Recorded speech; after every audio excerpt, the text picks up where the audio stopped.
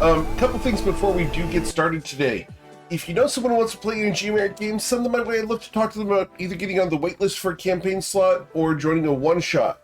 Speaking of one-shots, I have a one-shot coming up on Thursday with Nerdhalla. She's a famous miniature painter who does work for people like Felicia Day and other celebrities. She does stream here on Twitch, and there's only one ticket available left, so go pick that up. It's over at gmeric.com. We also have the Patreon over at patreon.com/gmeric, where we do a lot of announcements and a lot of fun reveals. We did an announcement earlier this week, and thanks to the Patreon people, that has been delayed going to the public because, well, the Patreon people were very ambitious on that announcement. So look for that coming up in the next couple of days. We also have the GM tip videos and archives over on YouTube. We've got the clip contest going on Discord, so if there's a moment from the session you like, toss it in the clip contest channel. You'll be automatically entered for a prize at the end of the month. Lastly, we have the reference site toivoarpg.com, where we do a ton of articles. There are hundreds upon hundreds of articles for you guys on there to check out and reference. But let's get you guys started because it's that time, and hopefully Eowyn can join us soon. All right. Well, you guys are adventuring in the lands of Toivoa. Most recently, you are down here in Fluidun in Shatter Shaddai, where you have come seeking political power and influence, while at the same time searching for shards of the baneful Ashwood Spire in order to close portals that are expanding between the Fey realms and the material plane. You've been informed that one of the shards exists here in Shatter Shaddai, and you are looking for a way to make friends with the Sultan. To that end, you have discovered, thanks to the information of Rafaj, that you needed to make friends with the variety of various members of the Batim, the ruling Majocracy organization throughout Shatter Shaddai. Last week, you guys ended after having visited the Mage Tower of Sadika. You talked to Sadika, and she asked you to get factual information about the Seal of Finality. In exchange, she would provide you with her recommendation. She also suggested that should you get an opportunity to engage with the Sultan in a dance at one of his parties, you should take him up on the opportunity. So, as you guys have just exited Sadika's Mage Tower, you will receive a small sensation, Covet von Sin, in your backpack. I have received a small sensation in my backpack. You feel your backpack beginning to vibrate. My backpack's beginning to vibrate. I got one jump You're on the ship. supposed to leave that in the room. Not that. Covet, your backpack's wiggling. It's on the. Oh my god. I guess I better figure out what that is. So she. You're bringing it out in public? Shut up, Twilight. It's not that. This time. So with that, she takes her bow. Fair. Okay. Thank you, Ayla. For those who cannot see Ayla's face right now, she is disapproving of this completely. It's awesome. So with that, She just has to Covet- travel, you know. Mm-hmm.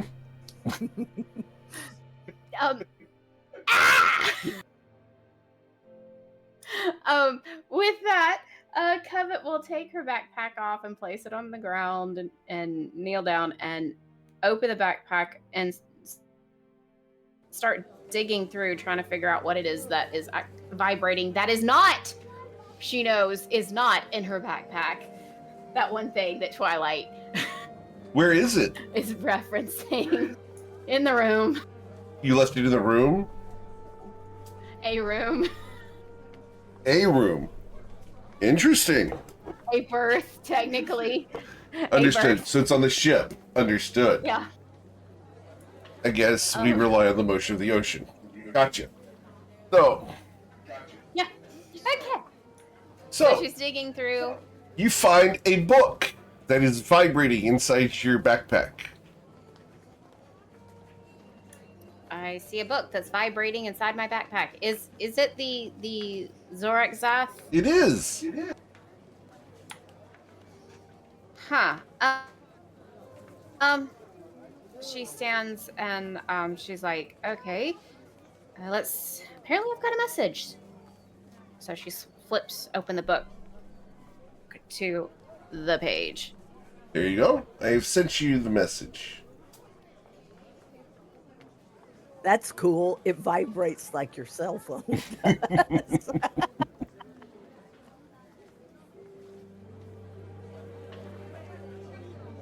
Covet, what does the message say of the I'm book? reading.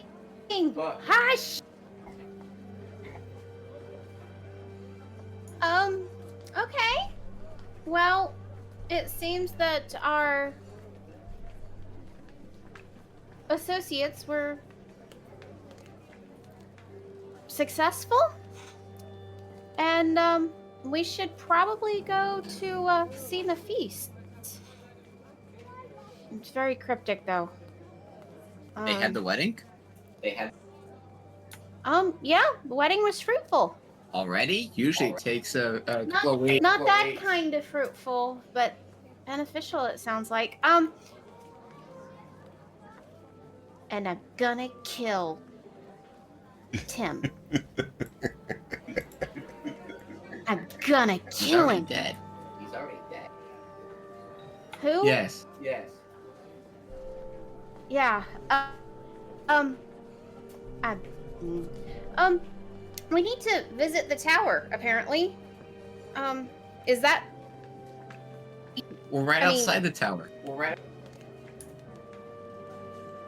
Nefisa's tower? With all these mages here in the town of magic, there's a mage tower on every corner. You're gonna have to be more specific. It's like Starbucks, yeah? I know it. Yeah, we know. wasn't. Okay, well, It's like a Dollar General, and just one everywhere. You know those are shutting down, right? What? No? Yeah, their company went bankrupt. That's shocking. That's It shocking because you expanded can't too get fast. to toe in one down here. Wow. Okay. So, what do you think, guys? Should we head there now and potentially get a situation handled? This situation handled behind us? Why not? What do you guys think? Works for me. Whatever Ayla says. All right. Tracks. Is Lauren? Seems prudent. At least we should understand what the situation is. And with that, she gets,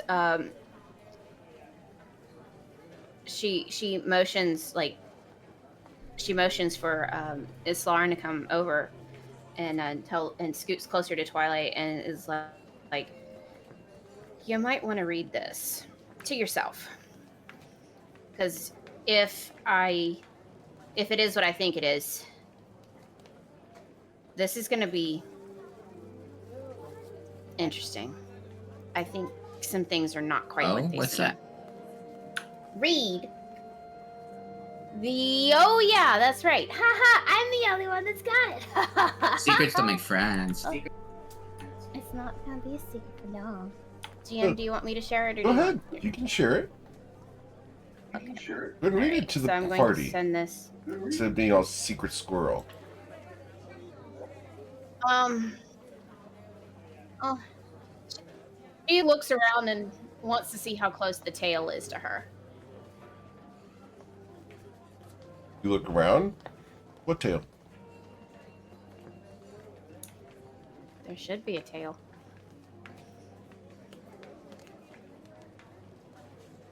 You don't see anybody.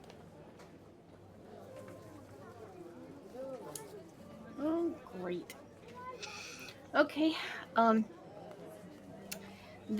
So she's like, well, I don't see him. So Where you expect the guards from Shatter Shaddai, there's not a guy following you. I don't like this. I don't like this. Okay, well, then I'll she says, guides, the guy who's supposed to be following us, I don't see a guard. Number one, so that's a little troublesome. And two, she's like, okay, well then I'll just read it out loud. Nkale sends his regards. The wedding was fruitful, and we have settled the issue at hand. Nafis is receptive to sharing recommendations after a change of heart. His new wife has had a calming effect on his soul and has freed him from previous mortal qualms. You may visit the tower at your discretion or at our last meeting place to receive them. And then the last part's for me. So we might want to be careful going in. So. Are we going to the tower or that home that we were in before? I think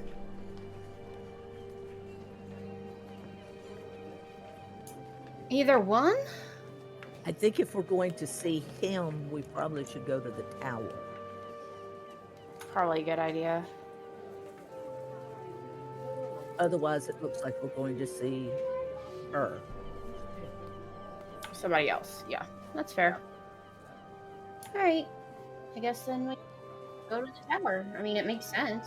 Does it not? I mean...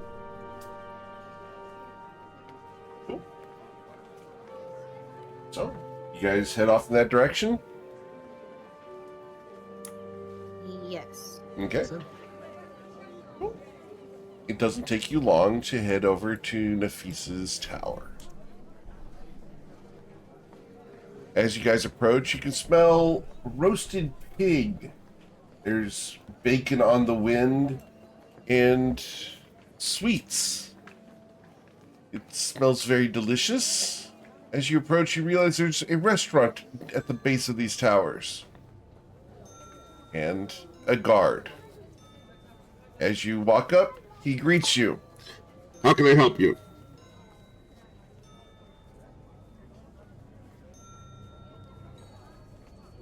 we're I told look. that Nafis may be interested in seeing us. Name? It's Lauren, daughter of Denrin and Kolos. Name? Covet. Go right in. I'm sorry, I'm having a real hard time understanding you. Go right in. Okay, thank you. So, as you guys head in, the place is hot.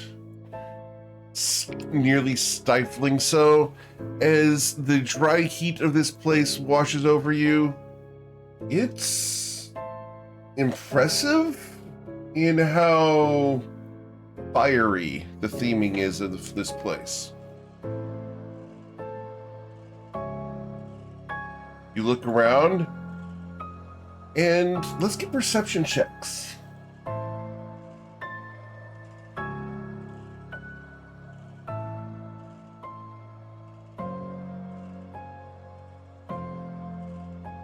Awesome, awesome, awesome. Very cool.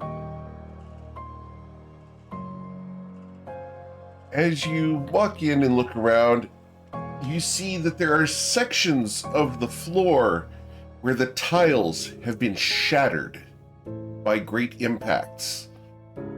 You see char marks on several of the columns, and several of the pillows are still smoldering.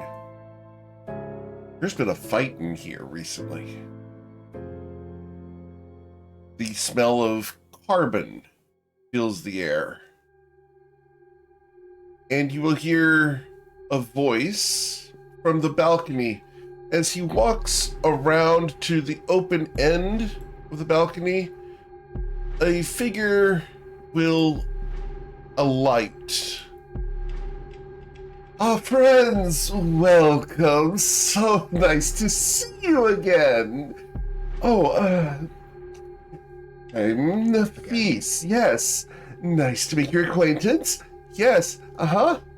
Right. When have we seen you before? I'm sorry? When have we seen you before? Oh, I've got to get used to this. Well, it's me, you see. Covet places her hand on Soul Render. She's terrified, You but doesn't show it. You see, I'm getting used to the new body. Nafis proved difficult during the wedding, and we had to, well, handle the situation. You see, Nafis himself had made some deals with a fiend, and, well, we didn't like that all that much, and, well, a little bit of this, a little bit of that, and Grenac and Matilda and the rest of the wondrous friends of ours decided that we should cut his heart out.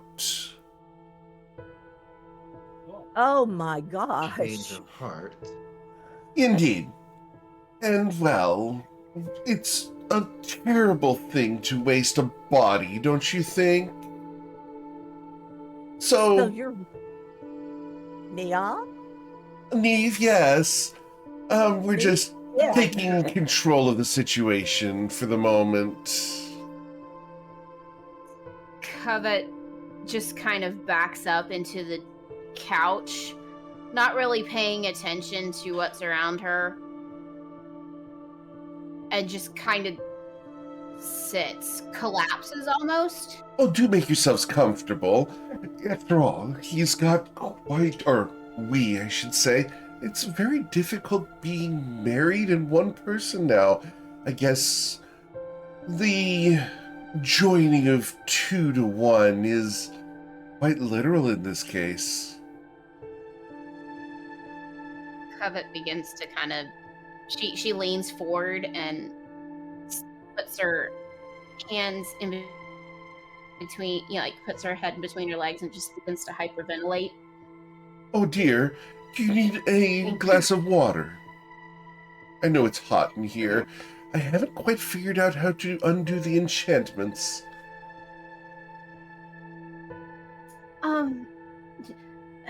And she's breathing in and out really fast. Yeah, I guess, please. Of course, dear. Oh, one moment, you poor child. And the figure of Nafis is going to go over to a decanter and bring over a nice, tall glass of water. It's warm, but at least it's water. Covet takes it and sips it gently and, little bit by little bit. And it's just breathes in and breathes out, trying to slow her breath as best as she can. And in between breaths, she's like, how? What? Oh, Explain. of course, I don't want to know. darlings. Do make yourselves comfortable. After all, there's plenty of seating. Oh, more of... Miss Lauren, we have a mission to an investigation. How do we want to handle this?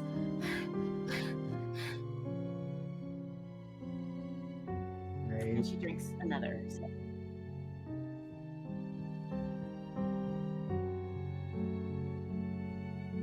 You guys can thank the last night's game for this. Oh, yes. For sure. Holy smoke. I is when something I- happened, it's always those guys. For once, it's not us. I don't know. Maybe we can fix something for them. It's And y'all thought I was bad.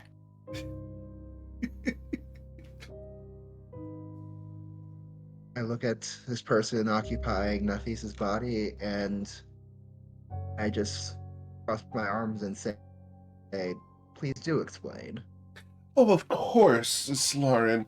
By the way, you do look beautiful today. Well, you see, we wanted to make sure that we had a bit of a foothold in the team, and Nafis had made deals with fiends and devils, and we knew about that. At least I did, and no one asked, so I didn't tell. If you don't ask, you don't get any knowledge, you understand? Well, Nafis was corrupt, and he had made deals and compromised his morality in order to gain the infernal powers that allowed him to control fire. He replaced his heart with that of a demon. Last night, we, headed out, and Nafis died. Thanks to Kier's assistance, we brought him back in a slightly weakened state, and using a bit of magic that I was privy to, we've contained his soul in a jar. That jar, right over there on the counter. We need to put it somewhere more secure, of course. But the magic jar now has Nafis over there and me inside here. I'm still getting used to the new equipment. You shake twice and then don't play with it anymore. Oh dear, Twilight. But where's the fun in that? Covet looks at Islarin and says, I can potentially deal with the soul. I can send it straight to MKL.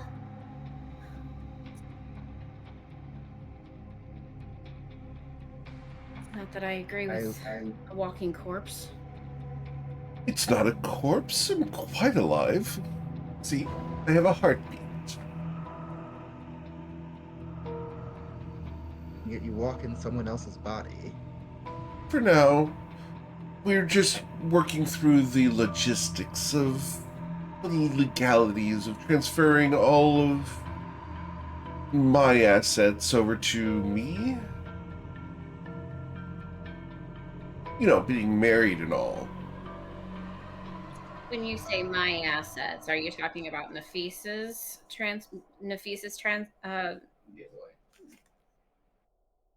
Nafis's stuff property being transferred belongs to to Neve because they were married and he dies. She's the widow, gets all of his stuff. That's what I was verifying. That's what we were talking about. Yep. It's still like So- a 10-hour wait at the desk of the security socials office. Wrong. Actually, here you can get an appointment, which is awesome. Surely your god does not approve of this. Oh, MKL? Well, he's still alive, but I didn't want to kill my own husband. See, then I'd lose all rights to it. So if you'd like to send the soul off, that would be convenient. It's right over there, but I can't help. But I won't stop you. Do it. Do it. All you have to do is break that jar. Covet looks at Twilight and just gives him this look of, in all seriousness, should I? Now you seek my advice. That's not fair.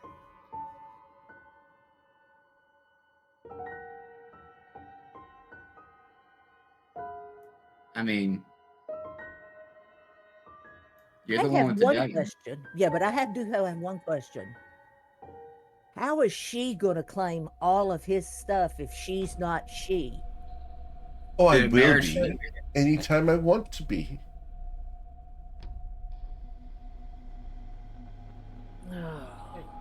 Lily, I could go. Where We need the had endorsement first.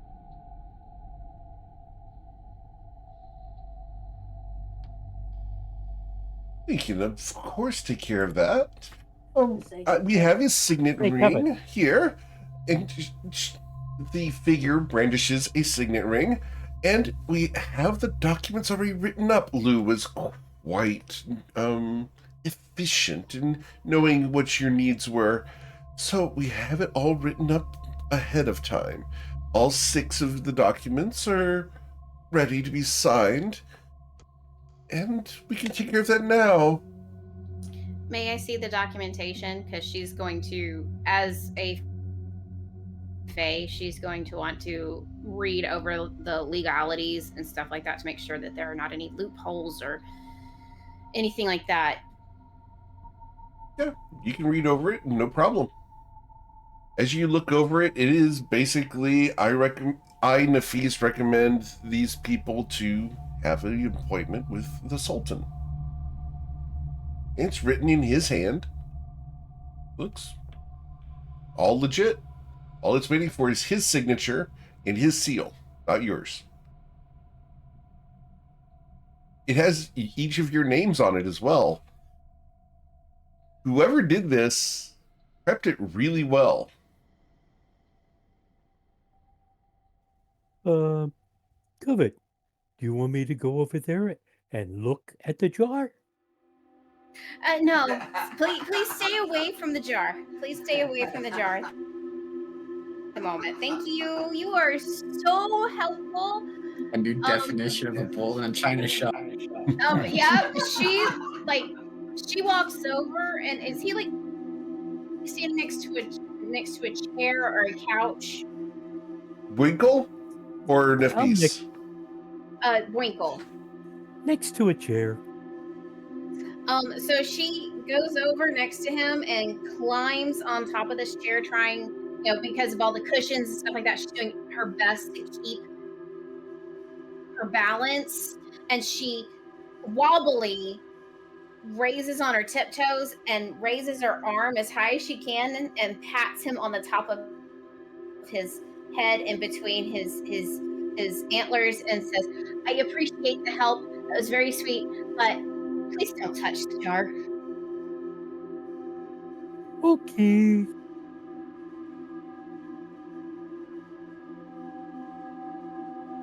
Okay, and this is Yeah. what Kevin would do in real life.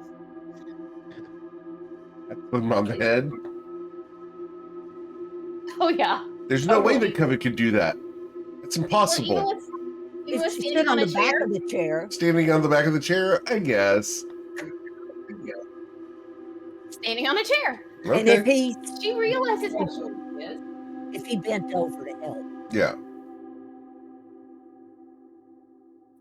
Yes, Lauren, please. Now, you've told us on 2 occasions now of things that Nafis was behind, Oh, yes. but so far, all we have is your word and your suspicion. True. Do you have proof of any of this? I don't have it. But my friend Matilda does. She has the pulsating heart of a fiend that belonged to Nafis.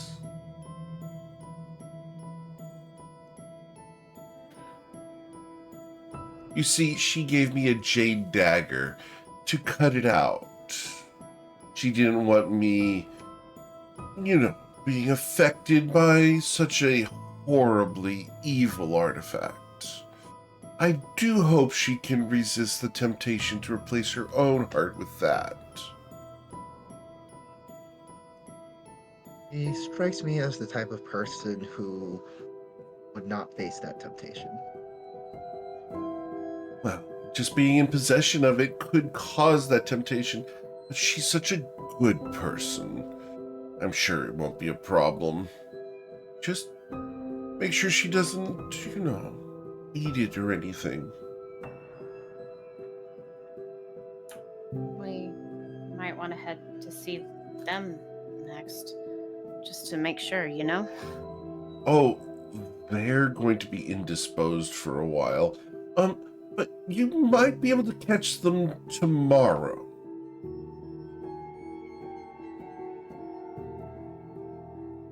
Tomorrow? Why is that? Well, they're going to, of course, have a little bit of a celebration after they get into the Grand Library. Ah, You see, they tend to be a bit of a party animal, but their parties are so lame. They tend to focus on things like fruit salad.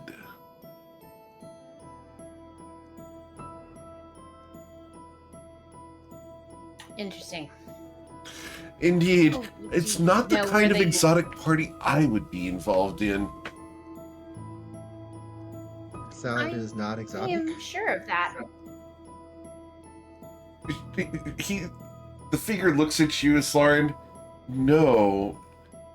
Although now that I think of it, I'm sure there's a way to make it a bit more exotic. Perhaps if everyone was minimally clothed.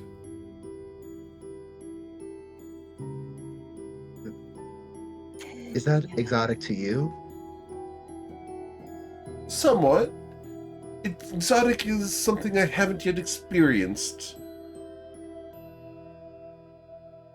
In this life or your past 4? Oh, well, think it's Nafis is, well, experienced in all manners of political infatuation. But Neve... Gosh, Eric has to think for a second.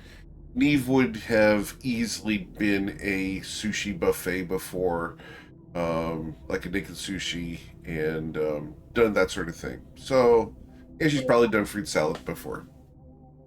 I think that would have been at least within the last 2 weeks, depending, or especially with who she's I been can hanging I out can with. say that it has not been the last 2 weeks, but it's probably been in the last 2 years. So she's like the sushi on the conveyor belt kind of person. No, she's the conveyor with the sushi. Oh, gotcha. Okay, my bad. My bad. Yeah, for Covet's benefit, this is actually a thing that exists. It exists here in San Antonio. There's a couple places you can go. Oh yeah. So. Yeah. You said that he has the feast has political. What was the word that you Saliences? used? Infatuations? Infatuations. That's what I'm looking Why are for. you looking for infatuation? Shut up, Twilight. What are these? What are these political infatuations? Well, he has a few dalliances with a variety of minor professors within the Grand Library, and he has a concept that he had in his journal, which I read. Of course, I read it. You always want to read the journals of your husband as soon as you've been married to him for at least a couple hours, right? You want to make sure that he's not up to anything untoward. If my husband kept I journals, I can't would not say read that. them. Even if you possessed his body,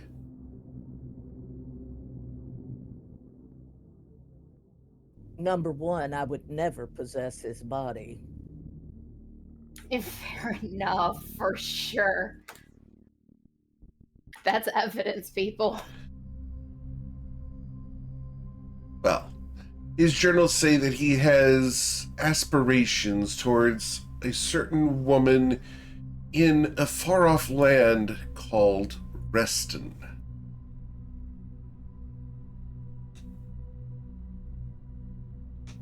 Who? Oh, well, the woman by the name of Tia Tasha.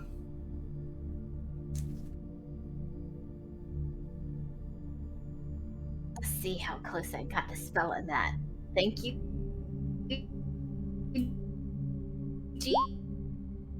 You said he had some agreements with some fiends and I think I got things. the Have those been?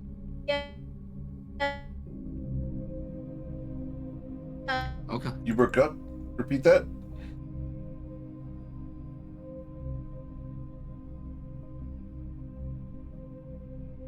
Please repeat that. Sorry. Oh goodness, you guys' connection sucking.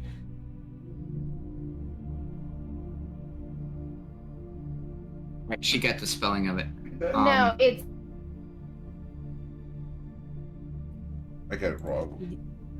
She's cutting in and out. We can't understand. Yeah, we can't understand what she's saying at all.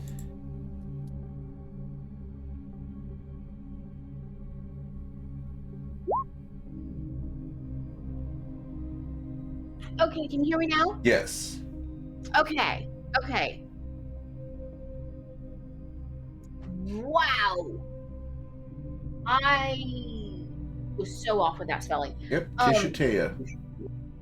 Tisha Taya. I missed by one letter.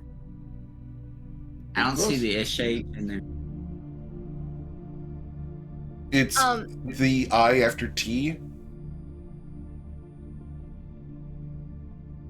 English is a strange language, my dear.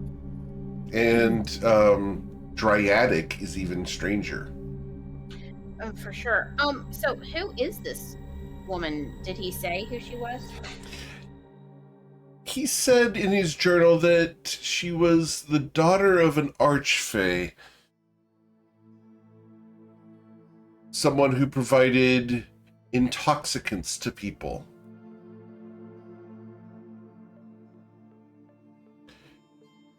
His dealer, for lack of a better term.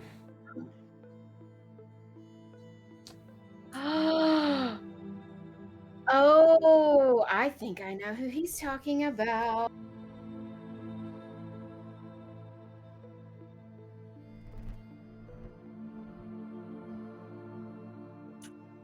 Intoxicants, you say? Yes. Any relation to, I don't know, some guy named Book You? That name is in his journal. Oh. How? Apparently, Book You introduced the two of these people.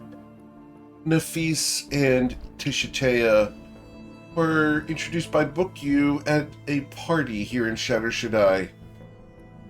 I don't know much about this Book You, though, other than he was a party animal who enjoyed smoking and the consumption of narcotics. Interesting. Okay.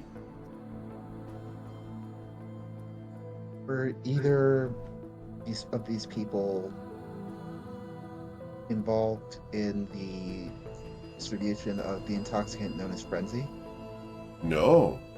Frenzy's not involved at all. In fact, Nafis has quite the manifesto against such drug. He believed that the loss of control was to be abhorred. Which is ironic, don't you think? Oh. Frenzy has a tendency of making people lose control of all will. Indeed. Free will. We're not fans of that.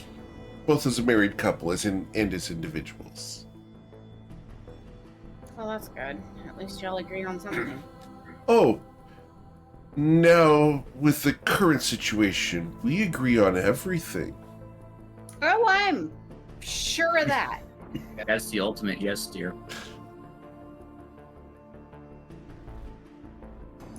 Well, Covet at Twilight's comment, she just kind of raises her eyebrows, rolls her eyes, and just kind of, MKL, help me. MKL, help me.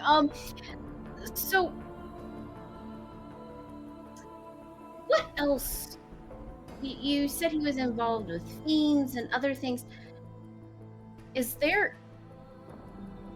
What can you tell us? What more can you tell us of that, of his interactions with fiends and of the like? Not much. He kept most of that in his head, which, frankly, I'm still exploring the insides of. But after all, it's only been a day. I've got to figure out how all this works. But as far as his deals with fiends, he had apparently made a deal with the devil for the heart that he had, which gave him the powers over flames. And in exchange, he was supposed to acquire certain items around Shatter Shaddai, which, unbeknownst to him, and known to me, would weaken the defenses of the city. Why would he want to weaken the defenses of the city? Why would a fiend want to weaken the defenses of Shatter Shaddai? Oh, well, that much is obvious. For an invasion.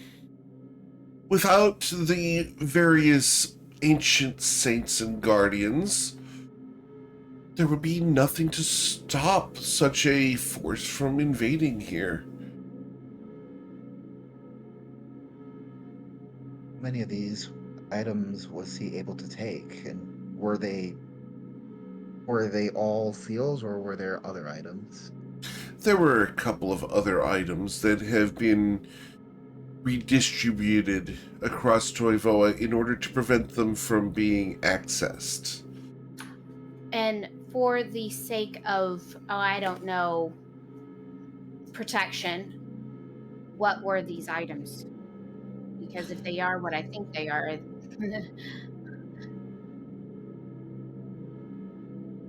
somebody may be looking for them. Oh, well. Several magical crystals, some artifacts of minor note, keys to certain vaults where wards were held, and of course, most important to you, the Seal of Finality.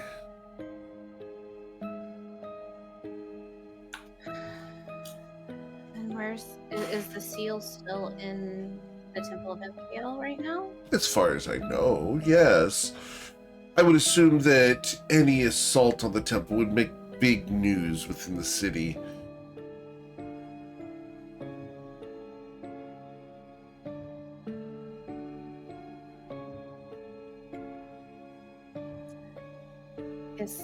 Abbott looks at Islarin and says, how would all of this information impact all of our investigation and getting that approval? It would depend on whether it can be corroborated. Oh, Is there a journal that we can, or a list of things, or some type of condemning evidence that we can use to turn in and to complete our investigation? well, yes. But I don't really want to part with it. You understand? I'll be sending certain agents and mercenaries to reacquire these items. How much time would you need? Well, you see, Nafis has been in power for the greater part of 20 years. So this won't be a fast process. How much time would you need? I'm uncertain, Covet. You see, I want these items returned to Shatter Shaddai. They need to be protected. They need to be in the right hands, as opposed to distributed to strange places. So I'm going to work with a variety of friends of mine to reacquire them. I don't know how long it's going to take, but if it took Nafis 20 years to get them separated, I'm sure it's going to take quite a while to recover them. As far as the Seal of Finality goes, though, we know where that is. And if you'd like, I can provide you with a signed accounting of how it was taken.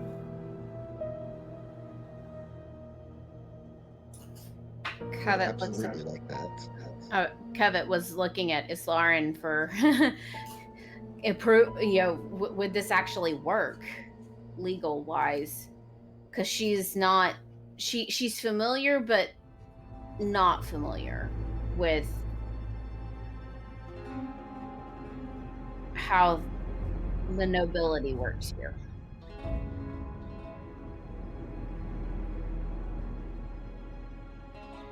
Nafis is offering you a signed confession detailing how the Seal of Finality was taken. Neve is, in turn, offering to give you a description of how she stole it from Nafis and took it to the Temple of Imkael. And this Lauren is like looking expectantly. And just reiterates, yes, I would absolutely like that information. Very That's well. a good idea if we got that. Yeah. Agreed. So, Nafis will go and visit a desk and begin writing down the entire confession of how Nafis impersonated Covet in order to steal the seal, killed the guard, did the whole thing in the past 3 days. And Neve subsequently stole the seal and took it to the Temple of Imkael, where it remains safe. With that being said, Covet, once that is done and handed over, He Covet signs it and would- puts his seal on it in wax.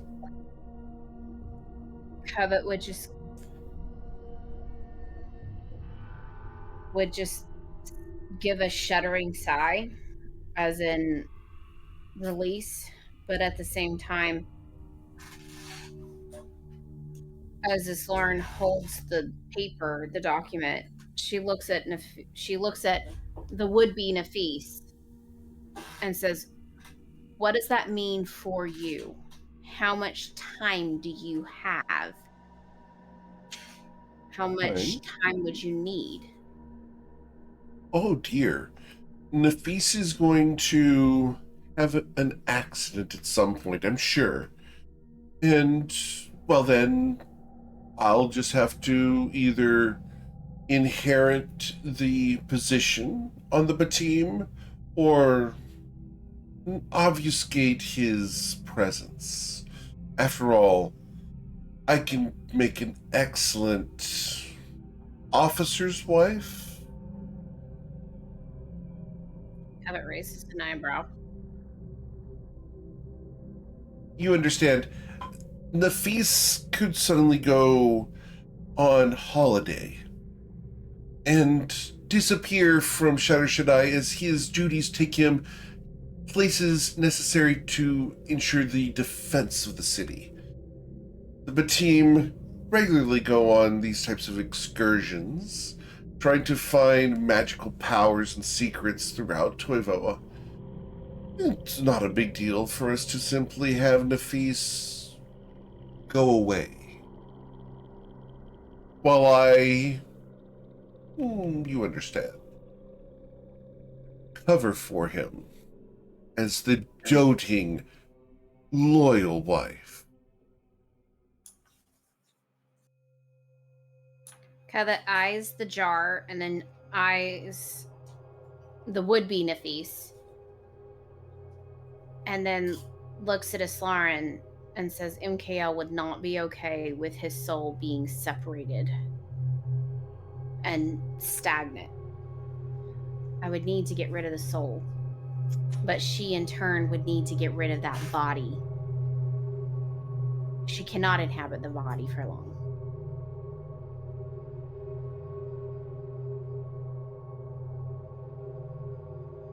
I am not okay with any of this. I turn to Neve and ask, if we destroy that jar, what happens to you?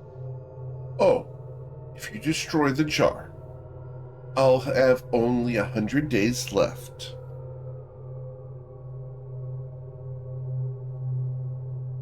Well, 100 days left of what?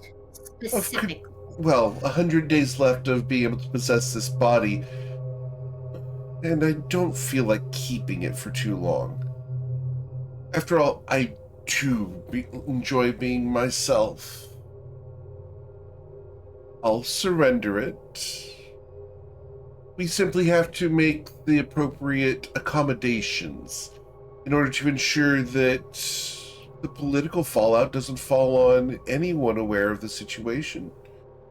You see, simply by being here, you're complicit.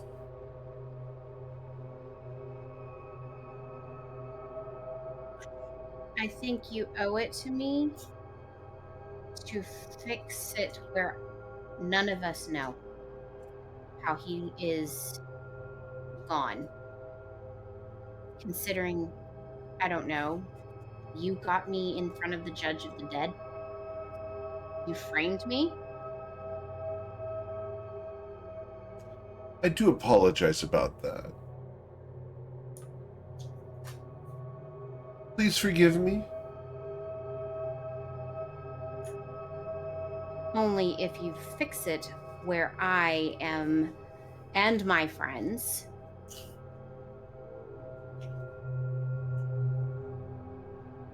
will know nothing of how you get rid of the body.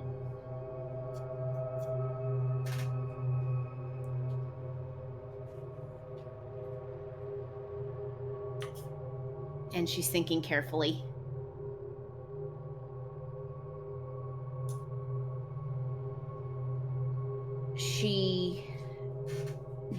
Where we don't know, she's going through all the loopholes in her head right now. It's a mess, ain't it? It's a serious mess. Okay, so she's like, she doesn't want to know how she gets rid of the body.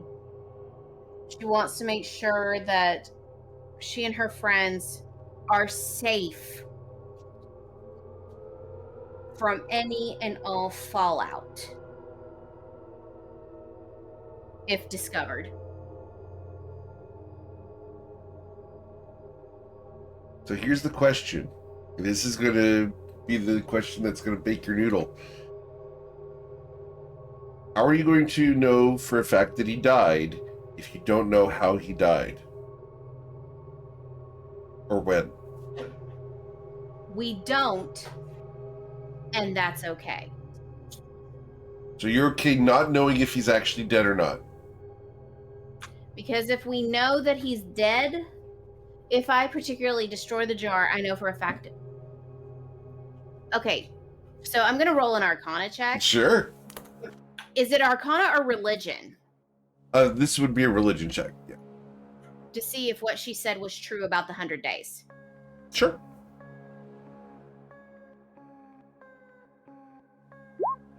With a 20. With a 20, the spell would normally end after 100 days. So what she said is true from a certain point of view. However... Yes, normally. I heard that word, normally. However, there are ways that you are familiar with that she could theoretically extend that. Those include using true resurrection, reincarnation, etc., to bring the body back to life and then repossess it. Without the soul? No, if the soul gets released to the afterlife, we could absolutely theoretically bring it back.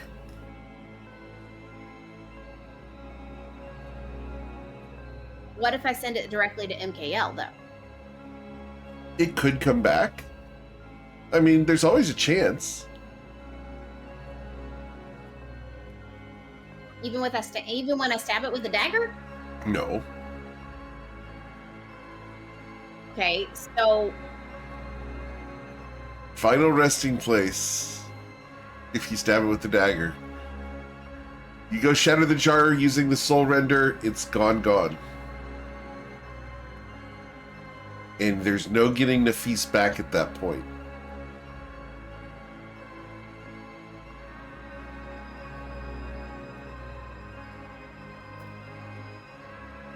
okay, so let me make sure I understand this correctly. If I destroy the soul, the jar with the soul with soul dagger, soul render, the soul goes directly to MKL.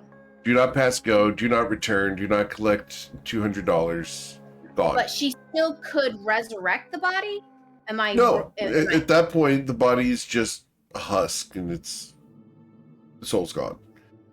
And then there's no way to extend it past the 100 days. Okay, so what she has stated is that there's no fallout for us with anything in regards to Nafis. No fallout. There is. Can I get an insight check, please?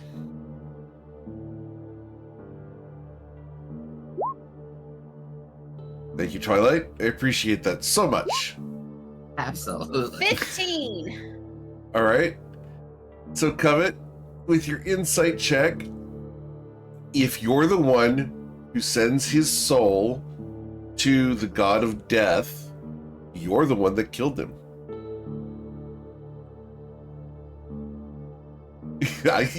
You guys could not hear that, but I saw the word on the reading of lips, and that was shit. Scheiße. Dun, dun, dun, dun. Scheiße. Scheiße! Oh, Scheisse, understood. Oh! Oh, such a pickle. Uh-huh. Decisions, morality, and tests of character. Well, welcome to GM Eric's Games. You sure you don't want me to drop it? What would happen if he dropped it? Wickle would be That'd the one who killed him. accidental? It'd be an accidental death, right? But I wouldn't care. So why did Remember, Matilda do it? Ooh. Why didn't Matilda kill it? No, kill Or it. your brother? Or why didn't you? She can't. She loses the material wealth because she disposed of her husband. Right? She can't kill him because she'll lose all legal rights over the possessions and position. But Friday Night Lights could have. Yeah, they And they could didn't. have. Sounds like they want to make you the patsy. Some brother you've got over there.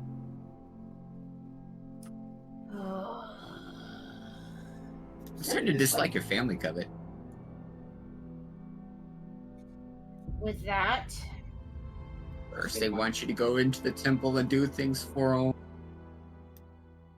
Now they're wanting you to be the scapegoat. They haven't asked Covet to do anything. no, they They haven't. really did. They sent Covet the note in the book that was vibrating in her backpack. Now she's here as an accomplice, complacent, whatever you want to call it, in front of the Complicit, he husband means. of thief, who's offering the jar of soul for her to do the thing, all starting with the request of her damn brother. And she can ignore the whole thing and just take the recommendation and walk away.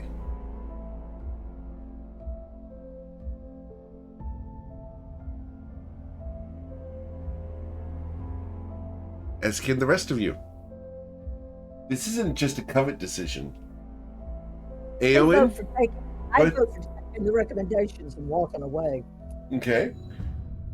Eowyn, what do you think of the situation?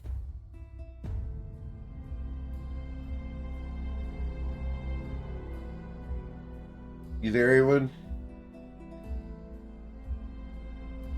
Well, it's all very complicated, Yeah.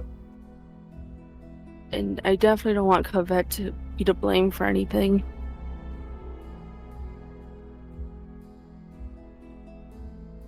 So what would you do, Eowyn, in this situation?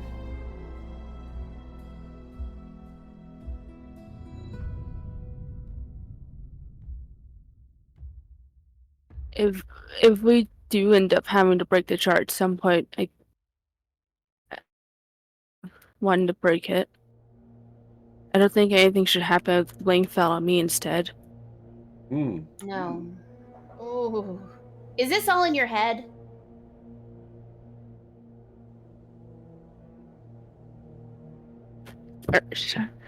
Sorry, is what? Is this thought process in your head, or are you saying this out loud? It's in my head. Okay, Okay, then I will not respond. cool. Then I need While to... Go ahead.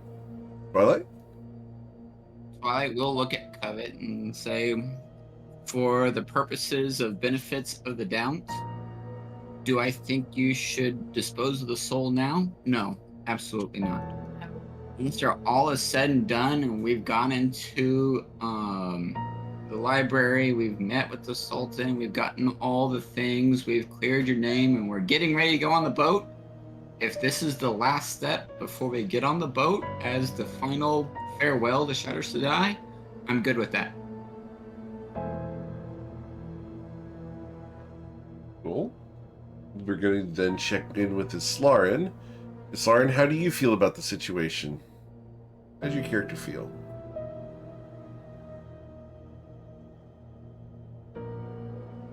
We have no legal authority here beyond our investigation.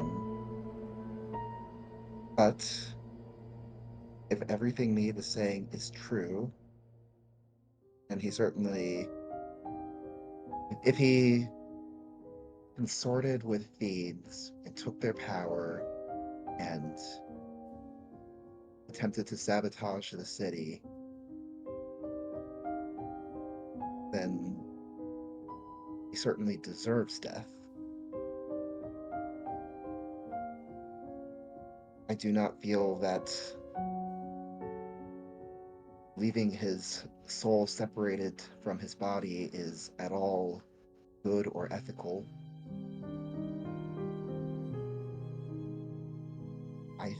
However, we are under no sense of time pressure. Eve can't destroy the jar. Eve can't tell people about the jar. Eve certainly can't get rid of it.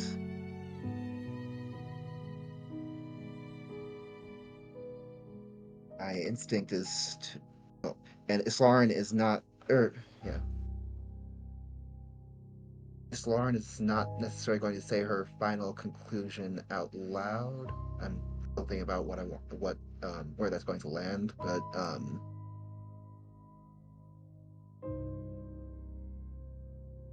but she will say that part about Neve not really being able to do anything with the jar yet out loud. I mean, we can take it with reacts us. to that.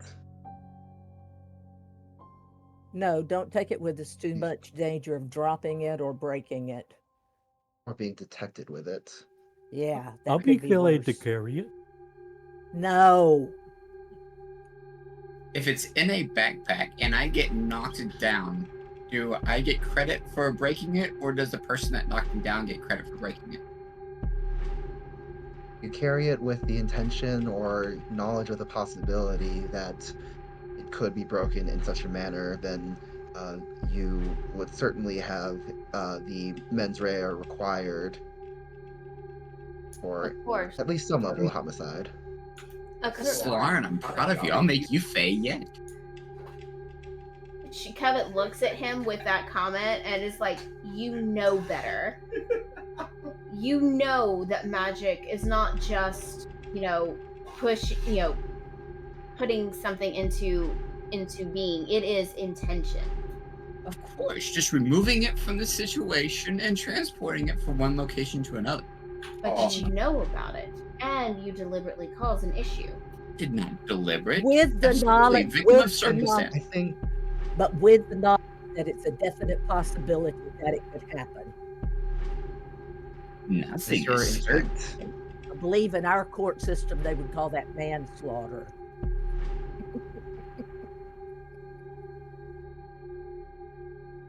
Here's what I Go for it. recommend. Go for it, Islar. I'm I sorry. think we see the captain of the guard. I think we see Matilda. I think we determine if there are any, and if there is anything left to account for. Then we return here. And when we return,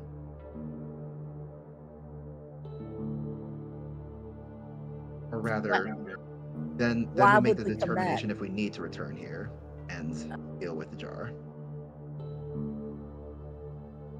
I Do not still, think we should. I'm leaning toward Twilight's thing. If we find out we need to destroy the jar, it should be the last thing we do before we leave. Ayla, I'm shocked. Proud, but shocked. at the same time, I just, I know. don't need to deal with them. This place is crazy. Y'all ain't got that yet. At the same time, I know, and this is what's going through Covet's head at the moment, and most likely Twilight's, is that a revenant is not one to be messed with, especially if it's brought back by MKL for a reason. So Covet internally is going to find out why is she still here.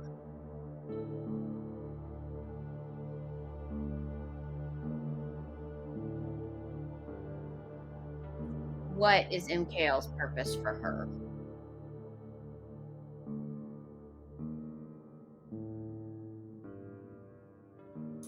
Because that's one of the things that's going to keep her up at night, knowing that this soul is still in a jar.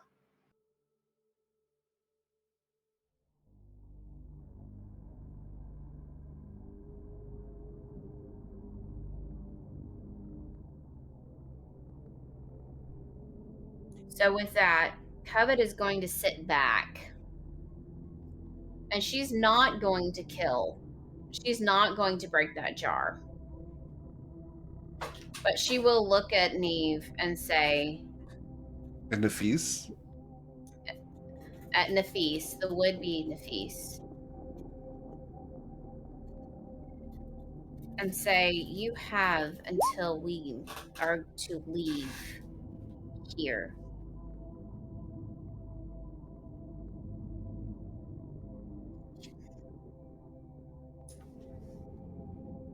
To get done what you can.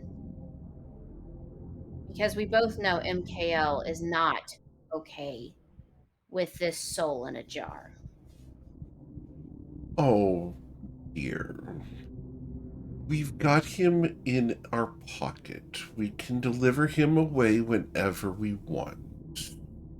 I'm just trying to make sure that we do so through the legal channels that best benefit all involved. That's why I'm saying you have until we leave here. Nafis smiles at you. Of course, Covet. With no repercussions for me or my friends, legally or spiritually. Well, I'm not sure I can help with both aspects. Because eventually, if you follow up with Twilight and Ayla's recommendation, You'll kill Nafis. I will come back and we will reconvene. I never Agreed. said I'd kill it. We'll reconvene when you're ready to depart. Appointment scheduled for not too distant future? Preferably by the end of the month? We will see. I will send you a note. I hope so. Because I look forward to my alimony. I'm sure you do. But for the time being, do you like the decor? I would suggest you fix where there was a fight. Yes, Matilda was quite enthusiastic. It looks like the first night of the wedding was quite passionate. It was rather hot. You could say that we had a real heart-to-heart. A meeting of the Flames of minds. passion were lit. Indeed. Well, you have your recommendations for an appointment with the Sultan. You know what happened with the Seal of Finality. And you understand the information about Nafis and all the plots he's been involved in. Well, not in detail, but you understand the generalities of them. Is there anything else that I can assist you with?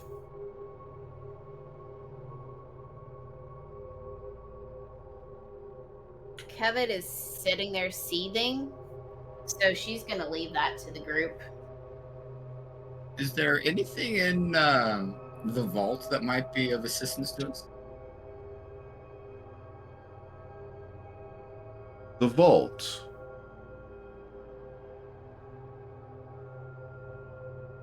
Which vault? As there are many. Okay, so is there anything in the vaults that might be of assistance to us? That depends on your definition of assistance. Most things in most vaults are able to be used in your own ends in some way. Either as coin or power, reputation, or, well, beauty.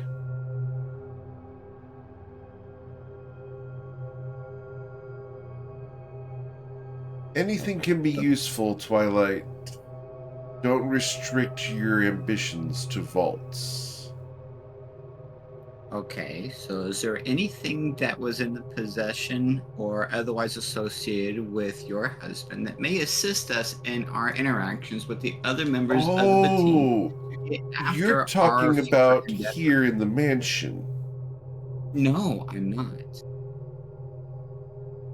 Oh.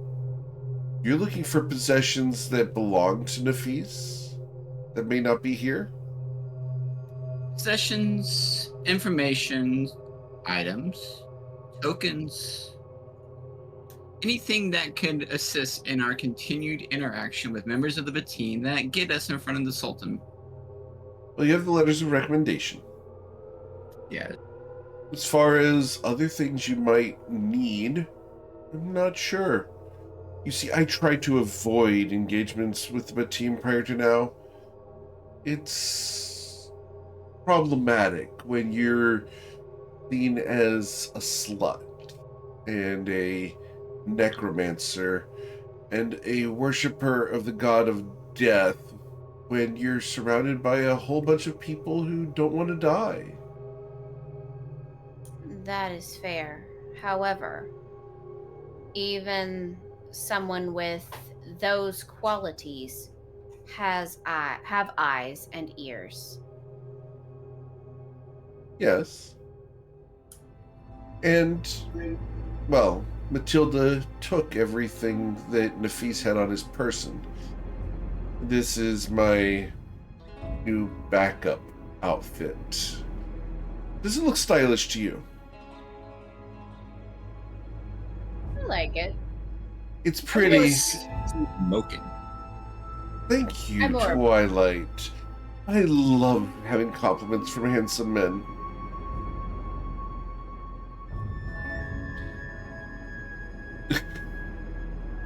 But no, this equipment is completely ineffective. It doesn't assist in any way. There are some potions of fire resistance over there on the counter if you'd like to take those, though. How many of those are? There are 50 of them. I will take 2. Okay. I'll take 2 also. All right. Please add 2 potions of fire resistance to your character sheets. I will also take 2. I will take 2. Taking 3. It's Lauren. Anyone?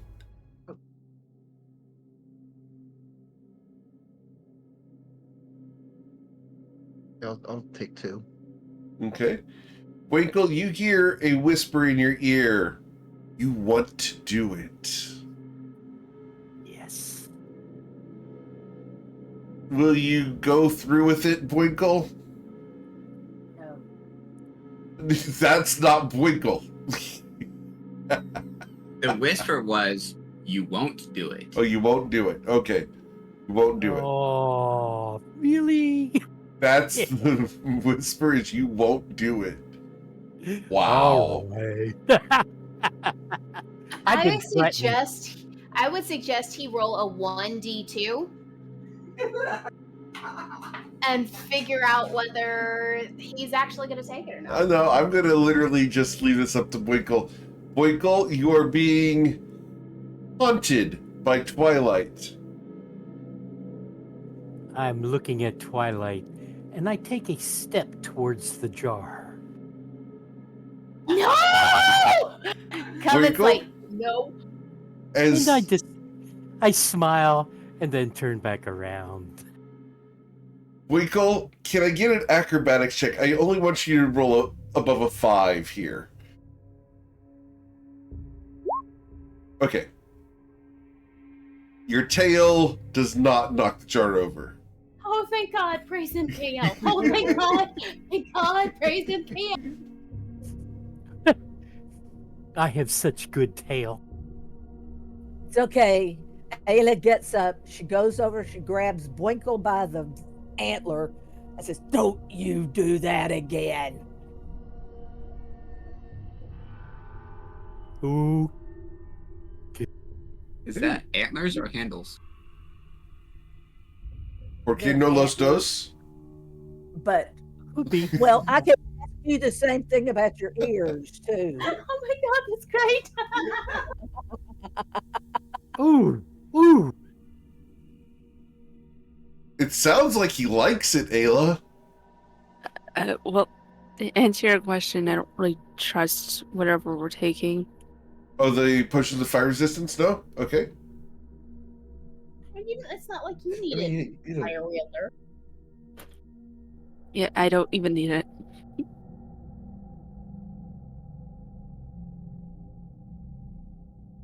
Cool. Isarn, did you take any of the potions of fire resistance? yes. Okay. Cool. So, Actually, you know what? Thinking.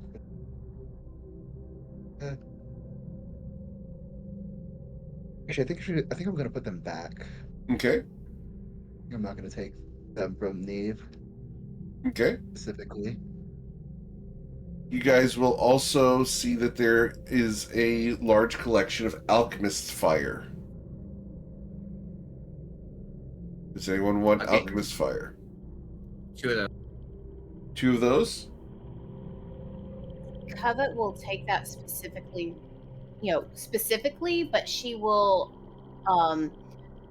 with the intention of using it for the alchemy kit, Sure. but we'll have it reserved for other things as well if in dire need. Cool. While you guys are doing this, can I get perception checks from all of you? Oh, for sure. She is on guard.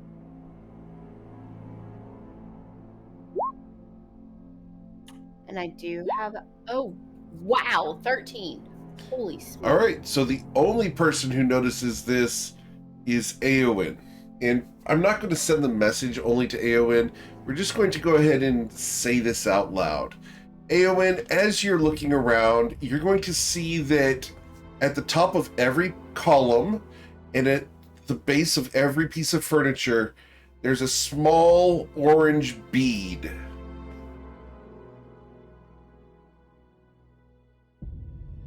There are hundreds of beads of fireball throughout this structure, all of them set to go off in the event of Nafis's death.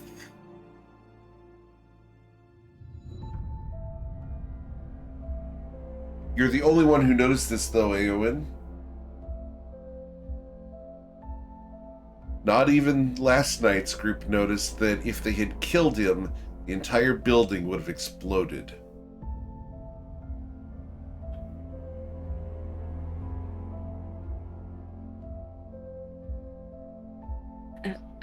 I'll just make a mental note of that. Okay.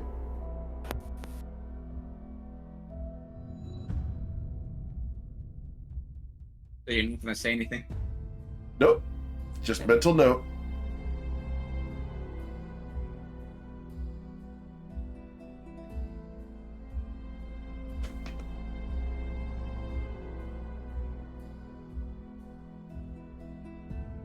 For you guys' information, last night they had Nafis down to 25 hit points, and then Neve cast sleep on him, and that's how they managed to do the replacement.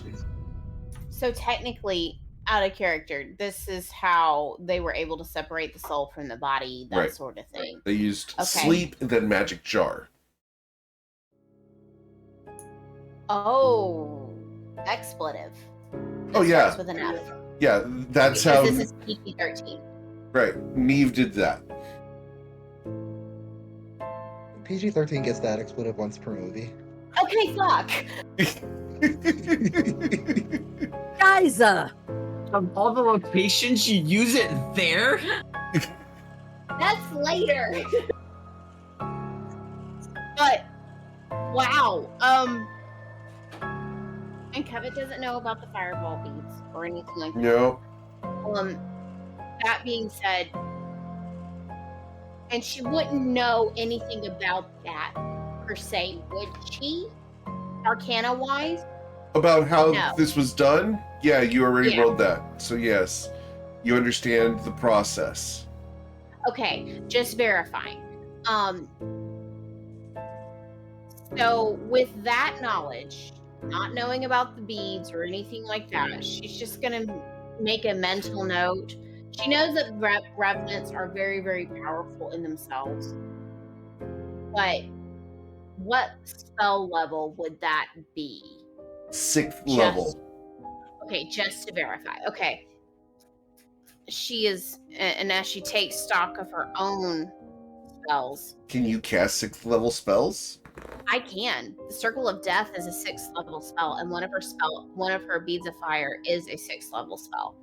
So this technically could become a spell that you could learn of it to possess others. Wouldn't that be useful in a political climate? The temptation. The temptation is there, and she sits there back and forth. She sits there for about 5-6 minutes and really hems and haws about this, and then she's like, no. As she looks at Twilight, she looks at Islauren, and she's like, if I do this, this takes away free will, and that's not okay. the last thing that she'd want to do is take away free will from somebody. And she would not want to learn that spell. So she begrudgingly, because of that power that's there, lets that go. Okay. Character development is awesome. Oh, this hurts. This hurts because you know all the cool things you can do with this.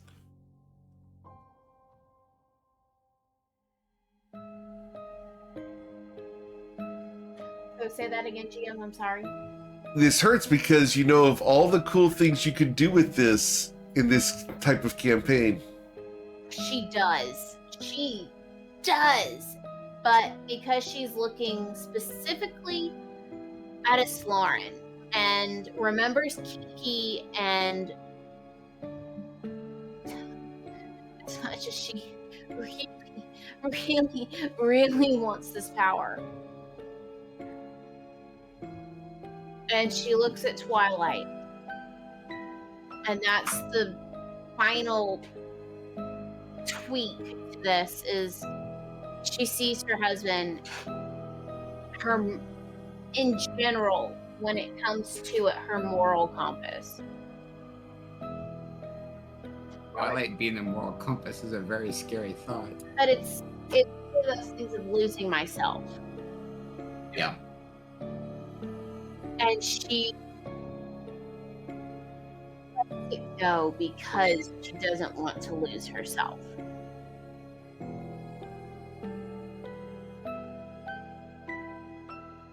Begrudgingly. But she does. Aelin, what are you looking at over there?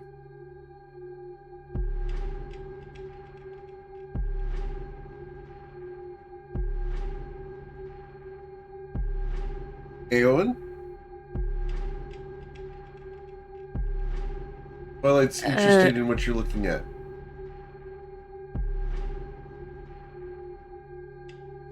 Just out of curiosity, how much are fire beads usually? Like, 300 gold, I believe? I was asking Twilight. Oh, okay, understood.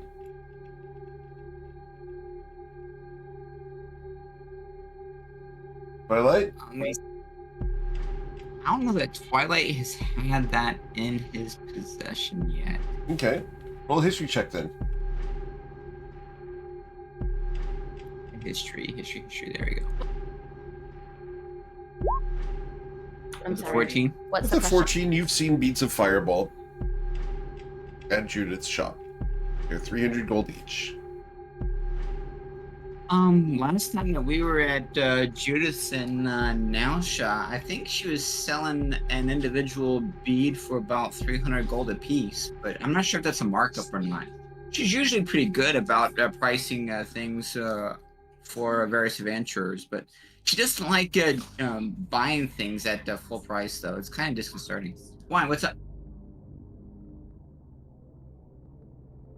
Huh, that sounds expensive.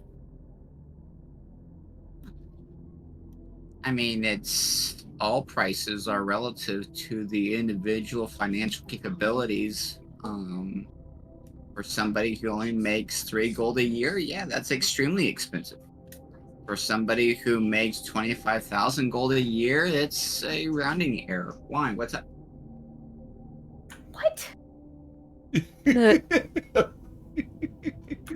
I'm paying attention to what? A rounding error? That's true. I mean to make 25,000 gold a year. Well, the place seems to be covered in them. Really? Where? On the couches, call mostly. This Oh, wait, despite there's one on this Twilight's chair curiosity. leg. There's one at the on the bottom of this chair leg. Look at it.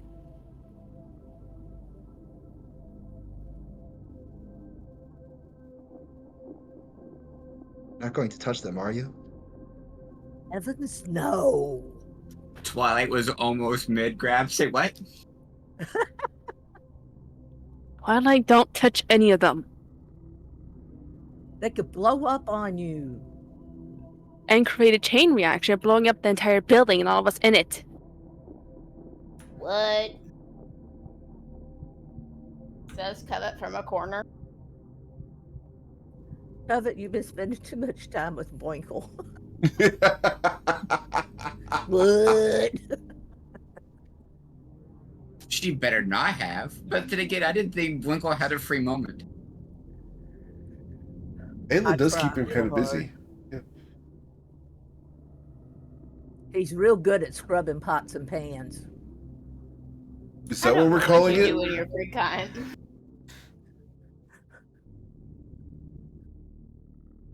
That's what we're calling it. Scrubbing pots and pans.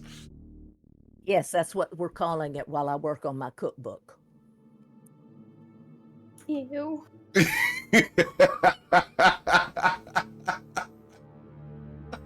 What do you mean, ew? That was perfectly innocent. It And certainly was. I'm real good at getting chocolate ice cream off of both.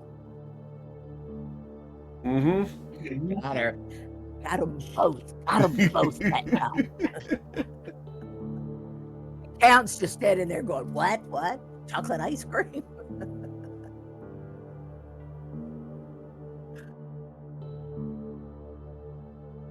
Help me. Nope. So, you guys have your recommendation. There are beads of fireball throughout the mansion. What do you want to do?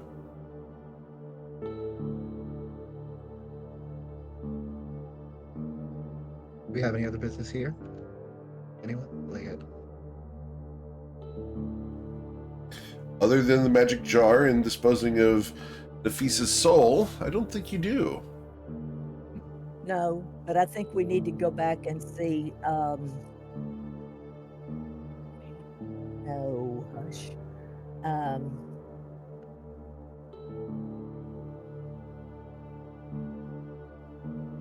Oh gosh, who did we see? You've seen a lot of people. Sadiqa. Oh, Sadiqa? Okay. Yeah, because she wanted to know about the threat to Shutter Shaddai, and we found out about Nafis trading out sites to weaken the defenses. I mean, wouldn't it seem a little suspicious if, hey, I charge you with the quest. 15 minutes later, congratulations, I've completed my quest. We're just shown as efficient. Exactly, and it's been more than 15 minutes because we've hemmed and hawed over that dad-burned jar over there for an hour. I will say on that note, I did mention that we had Nafis as a potential lead, so Yes. it's not like it would be totally out of nowhere.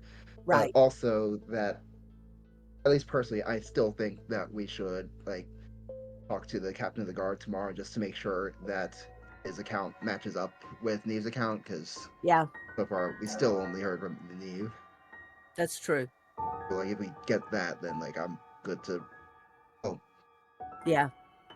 And I'll this agree. is all out of character. Ayla and Islarin, let me be a tiefling's advocate. Just say that we take the signed, sealed documentation of confessions. How are you going to describe the situation in which you procured them?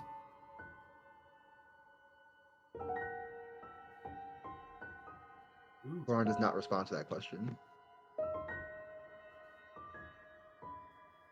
You're the good fabricator in this group. Why don't you come up with a solution to that?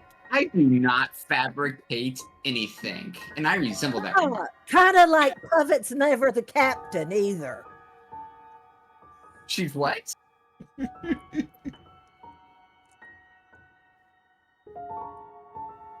I don't know what you're talking about. That's my point precisely. Whenever we need you to do something like this, I don't do that. Oh, yes, you do. All you have to do is fill it full of half omissions like you always do, and we'll be fine. I think I'm once we appalled at the thought and the indications of the implication of what you're assuming. think we What'd you need to just say? discuss. I think we need to discuss what we might or might not tell some people. Get a little voice. Checking to see if Neve is listening to us. Yeah. Nafis is listening to you, yes. I mean, it's not like we're being quiet or anything. Who, us? So you want me to come up with a grand, elaborate story of how Nafis had a change of heart, felt guilty for his actions, signed a confession, presented it to Covet as an apology, and begging for forgiveness. That works! That Let's do works. that. That's good. I like that. That's excellent! Make sure he's groveling. He's such a good man, Covet. If only I could find one like him. You don't have a brother, do you, Twilight? I don't remember. Well, I thought you were an only I think so. only child. well, if you did have a brother, I'm sure he wouldn't be nearly as cunning as you. I am not cunning, madam. You're very He's slippery. as an eel. Only when Really? Yeah. I didn't need to know that, Covet, but now that I do. He's mine. Oh. And no sharing? Such a shame. You're missing this. He's slippery, and I said as an eel. And Maeve said, "Well, I didn't need to know that, but now that I do."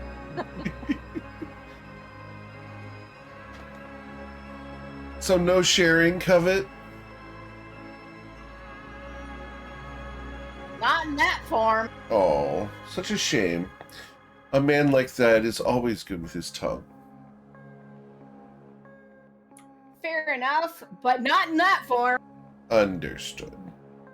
I mean, I have some techniques that I can pass on if you have somebody that needs to be taught something. Well, there is a downside to my current marital situation. It is kind of difficult to, No,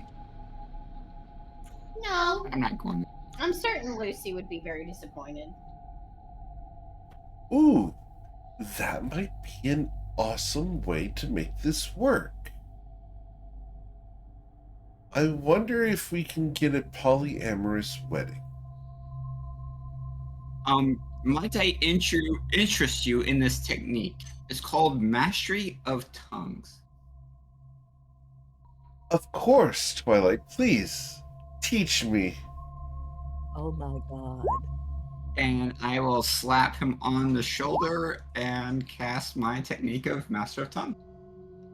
As the abilities wash over Nafis, he looks up at you. Thank you. This is knowledge that is going to help immensely in the future. It only lasts an hour, so I suggest you make full use of it. Indeed. You'll excuse me. There's some books I need to read. Please, make yourself comfortable, and when you do leave, do tell the guard to lock the door. And Neve Nafis will head up and away. You must be flexible.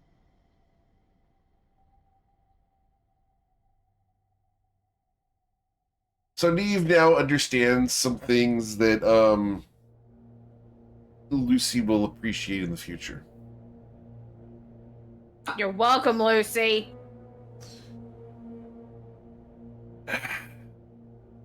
Why was that so angry? those are secrets that generally don't get shared. Oh, understood. Happiness for all should be shared. How do conversations keep leading this way? Because people are people. Aelin, what do you mean? I don't understand. I can't tell if you genuinely mean that or not. He does he not. means it. He means it. He knows exactly what you mean. Oh, he does.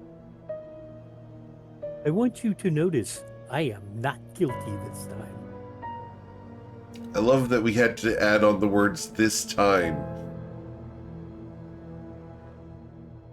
I provided a capability and a technique to Nafis. How it gets utilized or in which manner it gets enacted is beyond the scope of my control. So what is it that you mean, Aelin?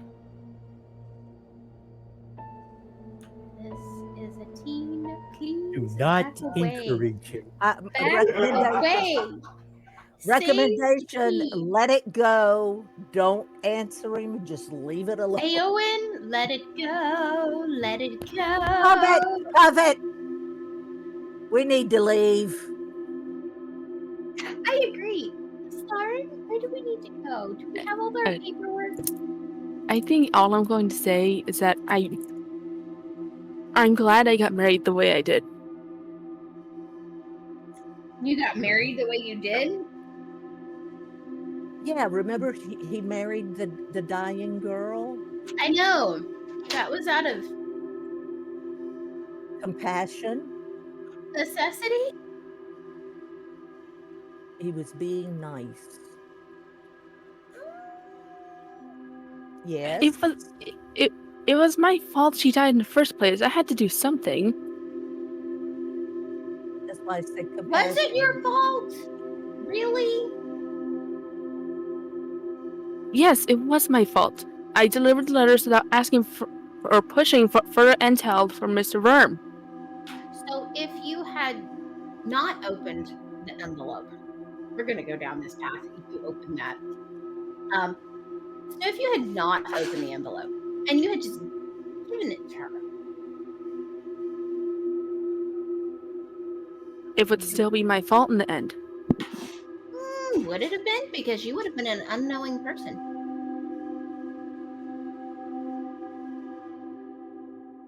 Just because you're unwilling doesn't mean Not that you're not unwilling, guilty. unknowing. Unknowing. Just There is a- because you're unknowing doesn't mean that you are not responsible for something. Happens all the time. Ayla, are you accusing Aelin of being an accessory? No, I am not. you are. No, I'm not. I'm not accusing her of being an accessory. And I am just saying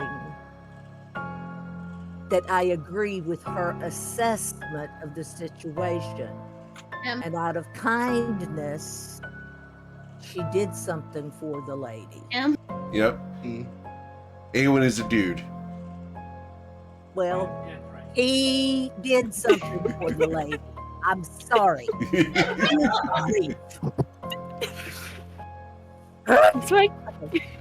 Is my character like that feminine? No. Mental blocks. It's all good. Yes, it's all mental blocks, but it was just so many, it could not be. Ayla just had enlightenment. Yeah. That's all right. Are you good, Aowen? I know he having wears a just. hard morning. I know it looks like he wears a skirt, but it's a general item of accessory back in the olden days. It is, yeah. Just attributed it to a desired outcome of Basil with his established uniforms for those of Nausha. It's Basil's fault. Yeah, we blame Basil. Ronaldo's Basil's fault. 100%. It's all Ronaldo's Basil's fault. This whole campaign. Never mind. No. Lots of this is you guys' fault. Just saying. That's questionable. Okay, lots of Friday Night fault. We'll put it there. I concur with that. I like that idea. Speaking of, I need to talk to my brother. Yeah? She quickly opens up the book of Zoraxath after she's had a moment to after she's had like all this time to reflect, and she just writes back WTF covet. Okay. You got to send it. Wee ba wee ha whoosh wash. Very well. Off it goes.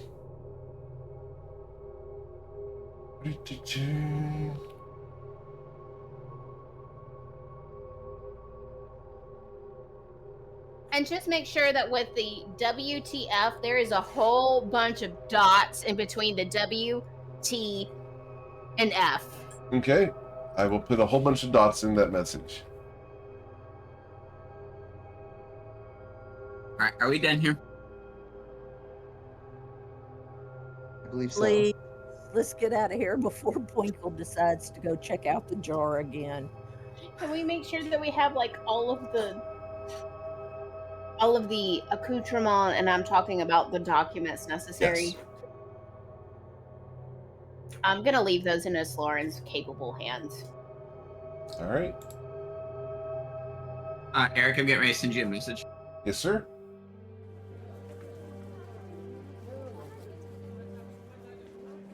I think I know what this message is. It's going to be awesome. Deputy type.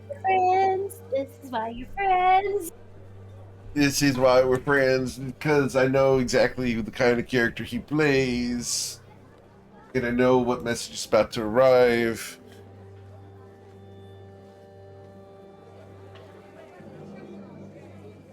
So, yep, that's what I knew it. I knew it. All right, sir. Cool. So, you're all right. So, I need you. Gosh, you don't get to do that because you're not an arcane trickster. So, the trap fires off. Twilight. What did you do?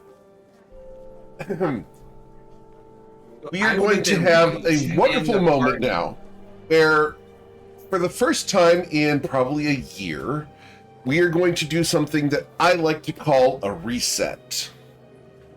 Because as you guys are leaving the building, I would have been the last one out the door. understood, yes.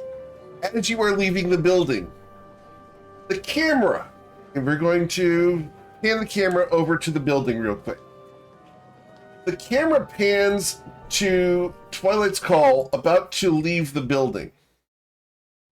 As the last steps are going out, the camera catches, no one else sees this, but the camera catches Twilight's fingers move in a direction as he casts a spell called Mage Hand. And as the Mage Hand grasps one of these lovely orange beads, it draws it away from the piece of furniture, and the thin spiderweb-like thread snaps. And every bead of fireball in the entire building falls. The building erupts in an absolute conflagration of flame, expanding outwards 150 feet in all directions. The Mage Tower itself is destroyed. You all die. As the entire party has TPK'd at the moment, the wash of fire burns through the neighborhood, destroying the restaurants, all the diners, the nearby buildings. Everything is completely engulfed in fire. But this is what goes through his head. No, this is what has happened. No! If I wasn't dead, I'd kill him. He's being haunted by his wife for the rest of the afterlife, and not in a good way. The What'd mushroom you cloud do? that forms over the Mage Tower and the rest of Shatter Shaddai leaves evidence as to Twilight's call's folly, but no one will ever know it was his fault because there's no evidence left, as the entire city block is destroyed. Now, we are going to allow you guys this wonderful moment where we can not end the campaign here. We can rewind 6 seconds.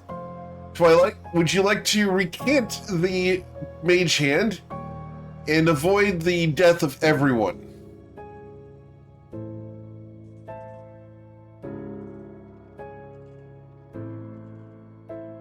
Before he goes to do that, Hobbit sees these twinkle and sparkle in his eye as he smiles at me.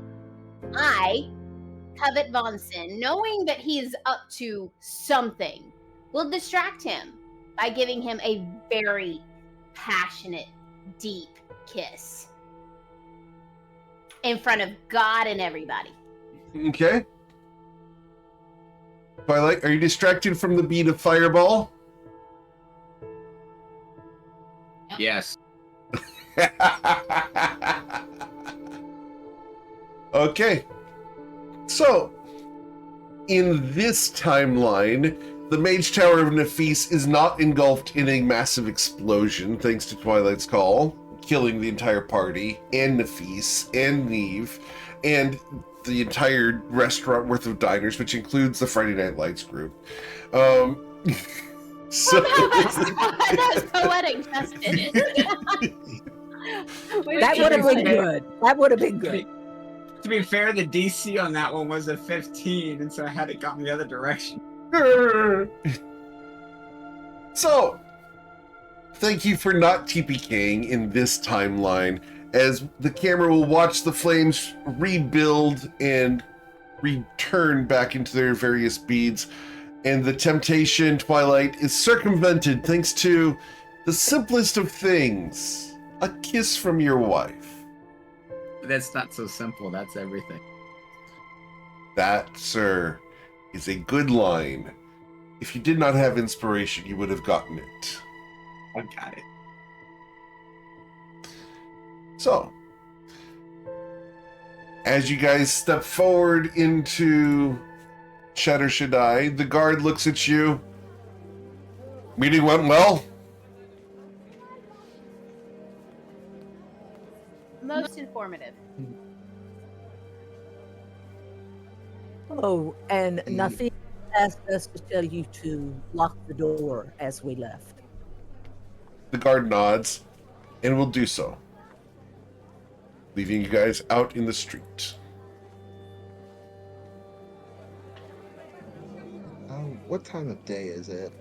It would be 5 p.m. I'm hungry. Ooh.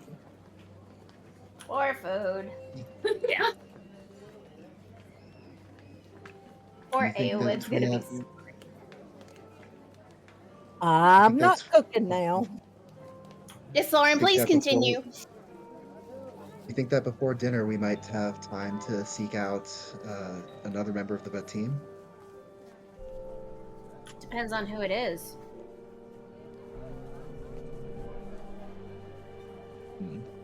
I will check my map to see who is closest, and if there's not an obvious closest person, I will check the map to see where what was it? That the one that Ayla knew, Idris. Okay. Would be. You guys want to go over to Idris? Awesome. It's not far. About 2 miles away. You can make it there in the next 40 minutes or so. Or you can capitulate to Covet's tummy. You can hear it all the way over here. It's going meow, meow. It's not a deep growl. She's short and small. You sure So it's there's just not a a cat? meow. You sure there's not a cat in there? I'm not saying it. Nope. I'm not opposed to making a small detour. Thank you for laughing, Winkle. I don't know. I don't know. Is it proper to call on someone at this time of hour? Is it the siesta hour? No, and she looks at Twilight, and she's like, honestly, in the Fey realms, so close to dinner, no, not unless you're invited. But here, I don't. That's what I'm saying. I don't know. I don't remember any of this stuff from when I was a kid. I was just a kid. And that The was so long protectorate ago. generally, if there's. Oh, go ahead. What are you saying, Winkle? I was just saying that when she was a kid, that was a long time ago.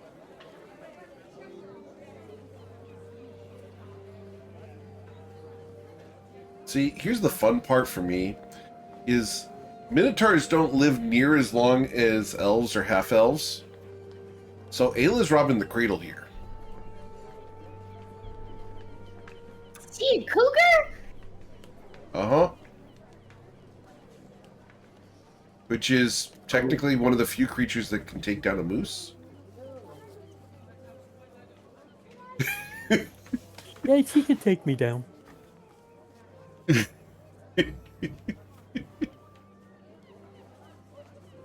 Evidently, she's been successful repeatedly. All right. At least twice. Yep. Wow, they just fist bumped. That was hilarious. Kevin's dead and snorting over here. That's awesome. I love married people. They're amazing. All right. When you've been married, what? That's the right You've question. been married for 42 years. It's a year longer than I've been alive.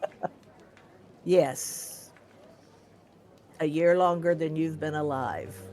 Yep.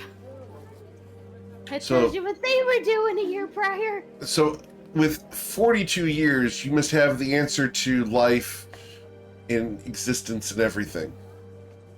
It's whatever No. you want it to be. Okay. Ice cream. Ice cream. And yes, dear. Yes, dear. Smile and nod. I was told long ago you can either be happy or you can be right. I like option 3. Which is, Happy and right. that doesn't happen. All right. So, you guys want to eat food or do you want to go over to Idris's place? Is there a street vendor that we can grab en route? Yeah, you guys can go and get something.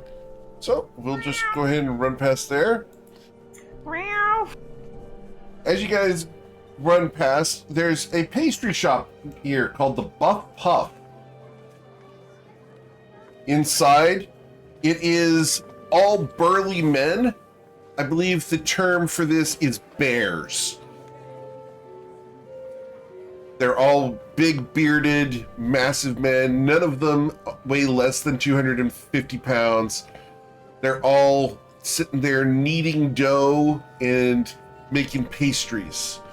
There's sausage all over the place. The meat and bacon and pork smell is rich. So they're beating the meat and wrapping it in dough. Yep. Not what he meant. I see. That is what I meant. Meat pies. Meat pies. There are meat pies, there's cream puffs, there's all sorts of kolaches, and like the kolaches at the Buff Puff are an entire Polish sausage wrapped in pastry. Wow. Before we have any of the meat pies, I want to make sure that this place is not next to a barber shop. It is not. Yes, I love it so fucking much, Lauren. Oh my god. Winner! My new friends right there. Yes. Sweeney, don't Sweeney see Todd anybody. is my brother's like favorite musical. Oh my God. Yes. Awesome. Oh my God. That was my first fall in love with Stephen Sondheim years ago. Oh my God. So Twilight will pick up a couple of sausages wrapped in pastries and will present one to Covet. Here, I got you some meat for you to put in your mouth. So you would normally refer to these as pigs in blankets. These are hogs in blankets. Hogs and tarps. Yeah, hogs and tarps. Thank you for the hog and tarp. Hog and tarp. That needs to be added to the Buff Puff menu. The hog and tarp. Yep.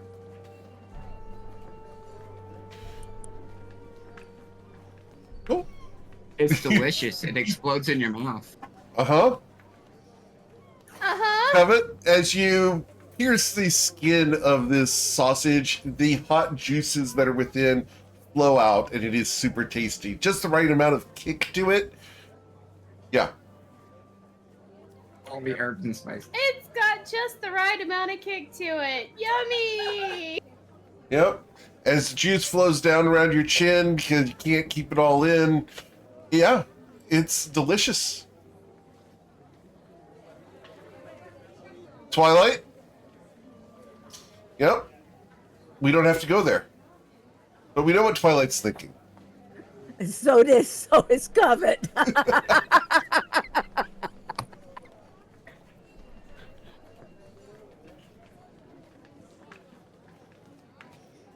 She's lost it over here. Yep. Now, just to be clear, these large rolls do require 2 hands. As they should. Of course. Ayla's going to go over to one side. I'm going to pick up some of the meat pies that have steak and mushrooms and, Oh, yeah. and caramelized onions in Mhm. them. Would you And I'm want the going to green buy- olives in there as well? Not this time. Not this time. Just those 3, and I'll give one to Aya one, and I'll give Winkle 2, and I'll give one to Islauren after I add a little extra salt to hers, and Okay. then I'll get one for me. And do you want the au jus? Do y'all want the au jus? Yeah, that's good. Num. Mais bien sûr. Sure. Here it is. Winko, looks like you're struggling with that one. Do you need some performance enhancement? No, that is yummy. As Bwinkle chews on his meat pie, you guys are able to head down the street having grabbed dinner. And why do I think I am getting a text message or something? No, someone else is. Understood. Awesome. Cool. It's okay. We're all laughing. I'm very glad you're laughing. You can thank the Friday Night Group for the invention of the Buff Puff place. Why is it always those guys? Right? It's not always those guys. Very often it's you guys. Just you guys don't hear those references because you're not in those sessions. Tim, you got something splendid to do. Mm-hmm. Wonder if Matilda was a common participant and or attendee to this particular vendor.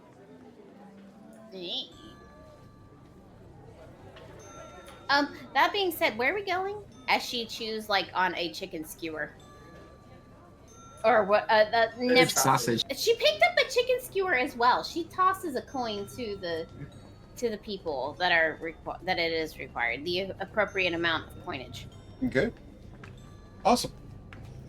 Yeah, the chicken skewer from the Buff Puff is not just a chicken skewer. It is a spike that could be used for slaying vampires that has been pierced through a rotisserie chicken.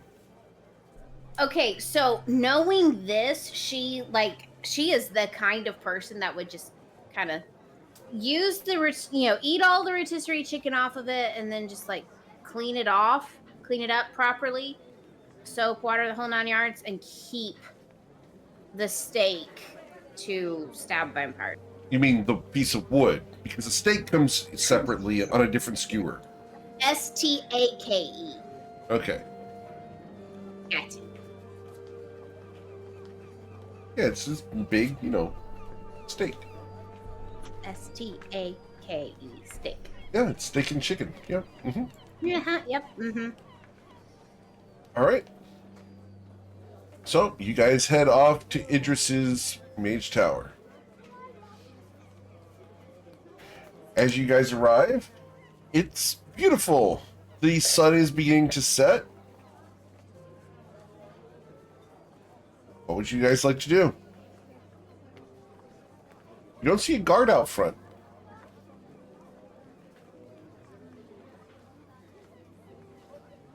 Ayla? Toward Ayla. Would you like to do the honors? Yes, so I will walk up to the door and I will knock on the door. Okay, as you reach up to knock at the door, you hear from the inside the knock. Whoa.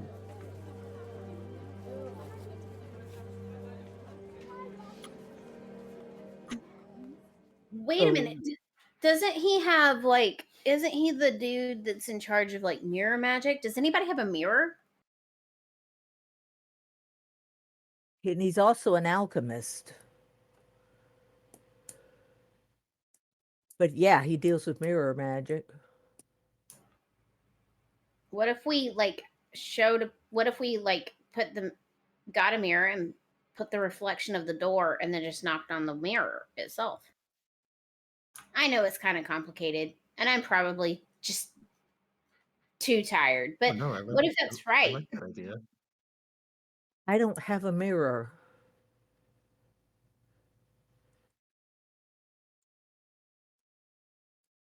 All we need is a reflective surface. It could be the shiny part of a sword even. Anybody have a really Oh, hey, wait a minute. Is anybody in armor, shiny armor, plate armor? I I am. I have the Dragon Slayer sword. If that's shiny enough. Maybe. Is it really is it polished? I haven't really paid attention to if it is or not. Pull it out and we'll see. Winkle's also in plate armor. I could shine up his breastplate real quick too. Yeah, he could do that too. You're going to buff his armor. No, Are I'm you going to polish it. No, are we going to please no. Eowyn takes out the sword to see if it's polished enough. Eowyn, do It's you called a cod piece. Eowyn, yes, dang it, this is going downhill quickly. Eowyn, shiny. Is it shiny or not? Is it shiny? Eowyn, I'm going to ask this question just because I have to. I'm forced to as your GM, and because I don't know. Eowyn, how often do you polish your sword? I would say often, off screen. Thank you. I appreciate Times that. a day. She swats Twilight. Shut up. Boiled linseed oil at least once a month. I think the explosion should have killed you. So, once a week, once a day? How often are we talking? Once a month? This is totally up to you. Totally in character. How often would Eowyn polish his sword? Well, he hasn't used it in a while, so like once a week. Okay. So it's shiny. It, What did they teach in the Blue Cloak? What Okay, was policy? Okay, so Aowen, can you hold the sword up this way? And she like angles it towards the door where she can see the reflection. Says, okay, Ayla, knock on the sword. Okay, Ayla reaches up and knocks clunk clunk on the sword. The door opens before you, and you are allowed in. Oh my god, that was a guess and it worked! Hot dog! No, it was bull. Was it pigs? Not but pigs. Just stop. Tarps. Just say good job. It was a Hoggentarp. Yeah, there it is. Hoggentarp. It wasn't hot dog, it was a Hoggentarp. Wow. Wow. I don't even know what to do with this at this point. I mean, we That's- can go back never and mind. get another one if you're looking for it. Inside. Is there anyone who opened the door? No, the door just opened. Okay, so I step in and I just begin to call. Idris? You look around, and you find yourselves in an office with mirrors on the walls. Why are you paralyzed? Yeah, you are. No. With fear.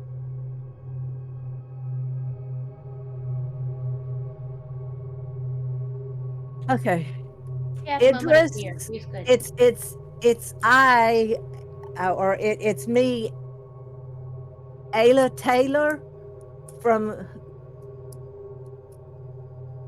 the little island. That's what you always called it. Can we talk to you for a minute?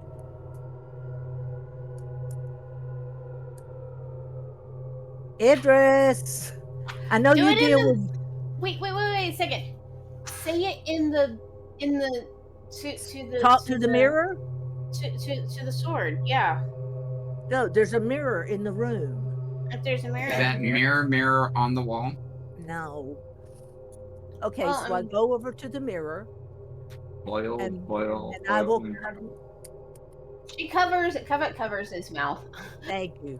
you should say Bloody Mary 3 Idris. times. Idris, it is I, Ayla Taylor, the little girl who used to come to see you from the little isle with my father. I grew up and I've come to see you. I need to speak with you, and these are my friends. Can we talk with you without the mirror? There's no response at the moment. How did your father address him? We just came in and he was always there. Well, now he is an alchemist. He does have an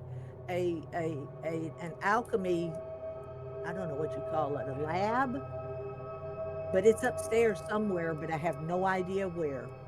Do we go check that? I feel odd walking around someone's home. I could just write a message and leave it on the desk, and we could. What if I pulled out my alchemy kit? Maybe. I don't know what would that do. I don't know. Maybe call him somehow. Or I could write on the mirror, maybe. Maybe if I Mirrors, wrote on the water, mirror. glass. Maybe if I wrote on the mirror backwards,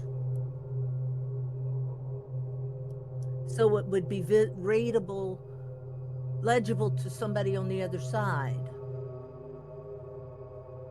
Worth a shot.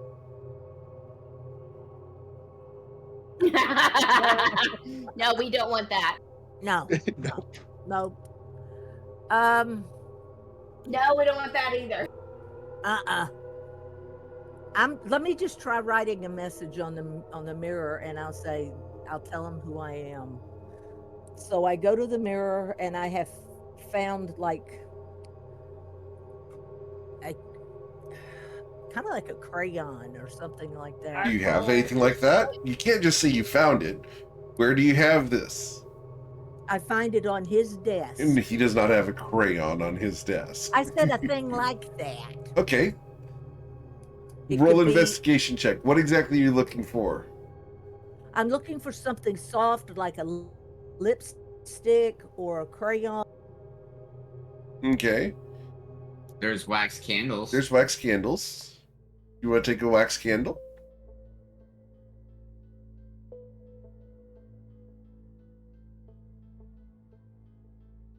With a 24, yeah, you will find that there is a wax candle that is red.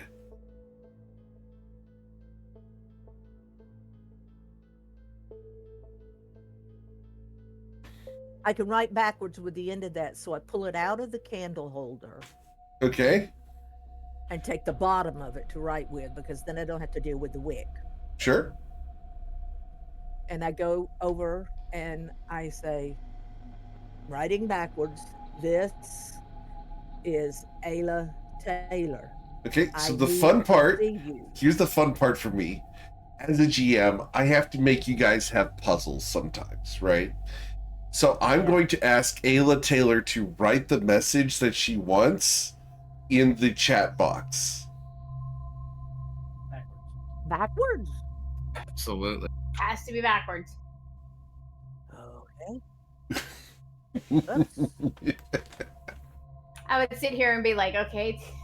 For the record, this is the fun part that I put people like Covet and Twilight and Slarin and Eowyn through before. I haven't put Winkle through this yet because, well, Winkle's not really that type of a character. Die.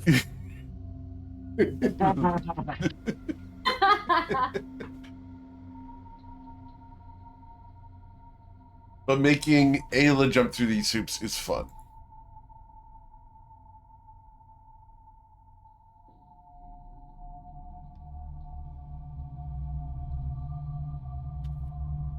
I love puzzles like this. I'm just saying, and I'm so excited that Ayla's getting to experience it for the first time, really. Yep. This type of thing is a interesting thing to jump through.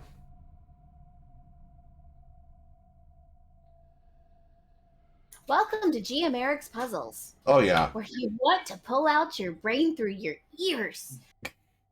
I tried. Little lower. All right. So you type in "this is Ayla Taylor" as you write it on the mirror. As you do so, you see your reflection in the mirror, and it is replaced by the image of an old man in a beard. And you feel a presence behind you. Ah, hello. So glad that you remember how to contact me. How are you, child? She succeeded! Yay! Out of character. I'm so proud. Oh my gosh! I am doing quite well. I would like to introduce my companions to you. Ah,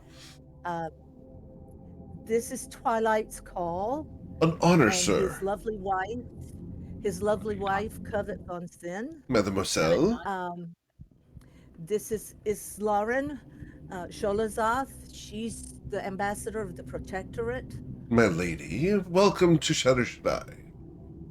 And this is Eowyn. He is a member of the Blue Cloaks of Nashua.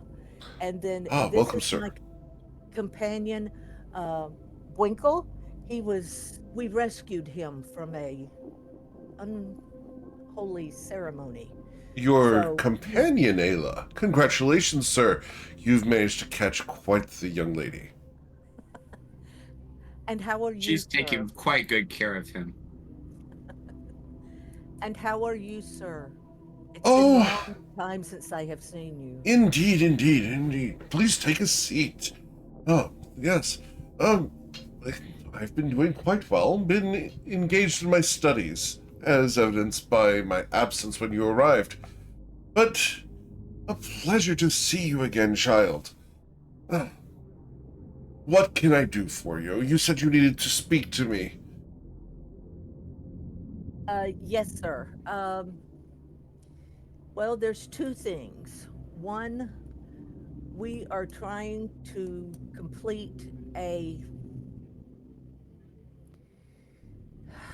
series of oh, I don't know what to call them. They're not quests, but a series of tasks in order to um, close all of the portals that we see opening between our world and the Fey world. Oh dear. Um, You were aware of them. oh yes, oh yes. That's most troubling.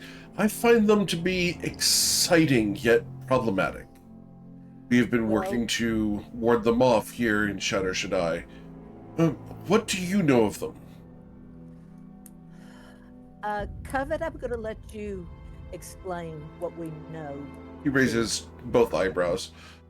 My lady, yes? What do you know of this? I do know that it is an imbalance to our worlds. That the Fey world is bleeding into this world with shadows and darkness that is not technically of Shatter Sadai or Shantar Grove and others. So, how can I Yes. be of assistance? Ultimately, our goal is to close them. Of course. And to do that, we need to get to the other side. Well, I can provide you with that capability. Do you wish to go now? We would like to close them, but we need more force before we go to the other side. We are nowhere near prepared. That being said, do not be afraid if we call on you, if the offer still stands. Of course, young lady. All we want to do is restore the balance between this world and the Fey realms. Oh, the balance. Oh, the balance. So much emphasis on balance. I find that the balance is always there, one way or the other. The problem is whether it is a balance that we enjoy or not. Perspective matters, my lady. It is what we all strive for. You see, the material plane is simply a pale reflection of the Fey realms. It is what we see of the weird and strange, the exoticness and disturbing nature of the Fae. We travel there in order to better ourselves and hopefully bring a little bit back.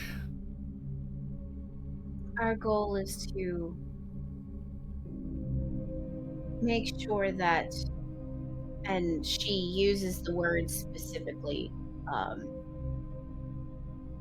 our goal is to make sure that what you would consider weird is at a minimum here on your plane. For that is what we call normal, where we are from. We only hope to restore what is natural to what is considered natural to your world as well as ours. Oh, well, natural is what we can strive for. Achievable? Questionable. But at least we can strive for it. Agreed? Possible. I will say this, I'll interject and say this, that the problem is much more pronounced the further north you go in Toivoa. they do not have the ability to hold this back in any way like you do here in Shadow Shaddai. And so as a result, you're seeing a lot of death and destruction because of what is coming through those portals. You are getting quieter and quieter, Ayla. No way. Looks like the microphone got drifted away. Yeah. Okay. So Thank you. Is that any better? Much. Thank you. so what our goal is to bring back what is natural, to bring back what is natural in the Fey realm.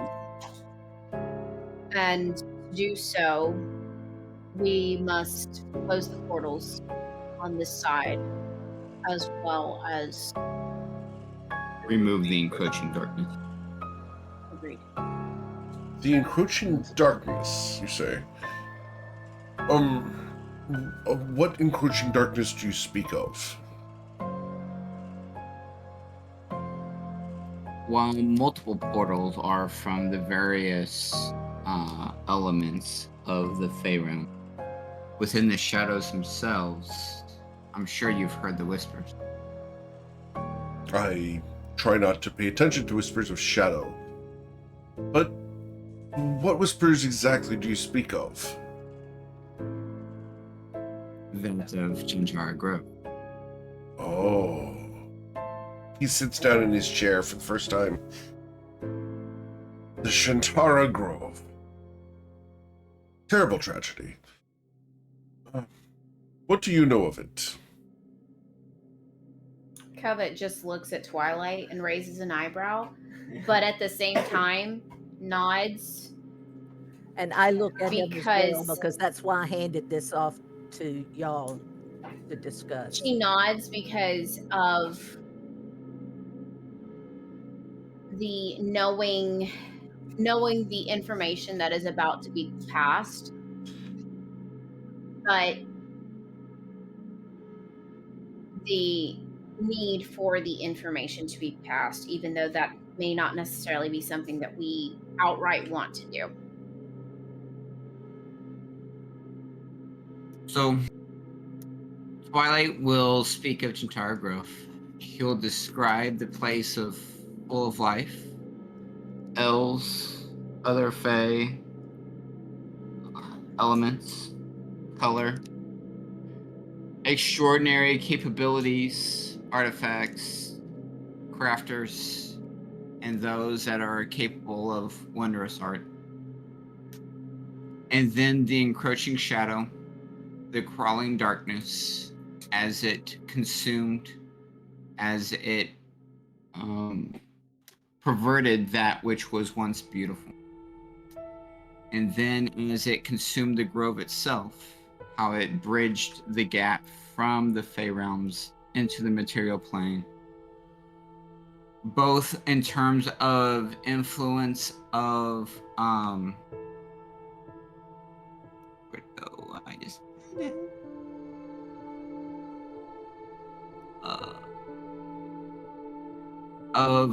Rufinus, the atrocities committed by the Ardenai, and then the current actions of Thalia and Neverwhirl, and some of the schemes that have shown up both in Australia, this continent, and then all the actions across Toivoa itself.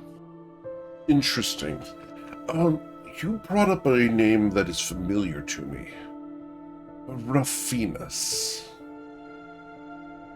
What do you know of this woman?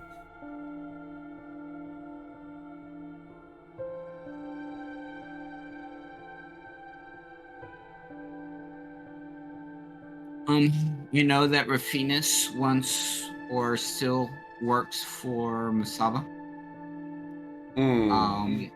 Was a individual of high charisma. Indeed.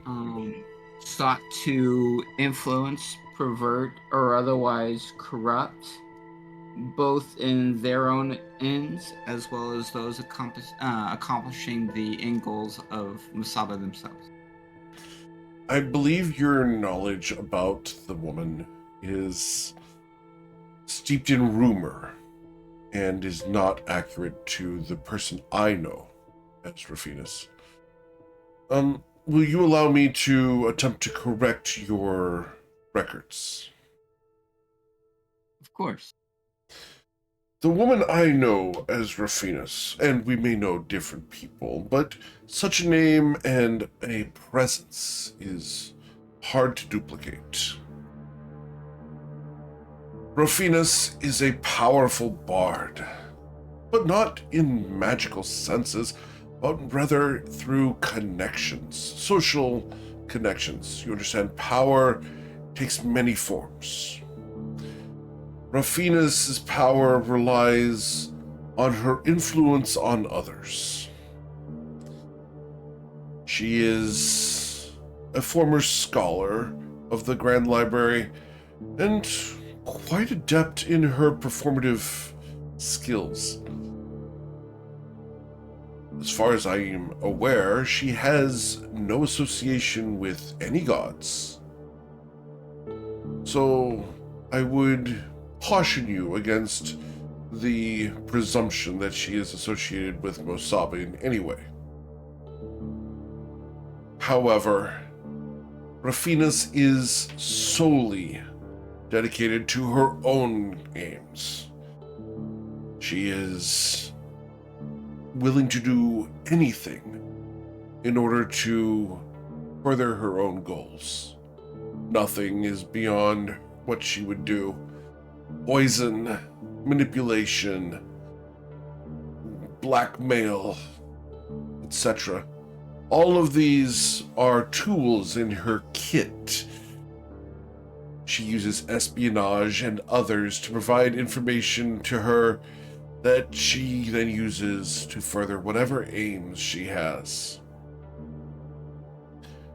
It's even rumored that she has made deals with and against people, manipulating them on one end and then scheming against them on the other.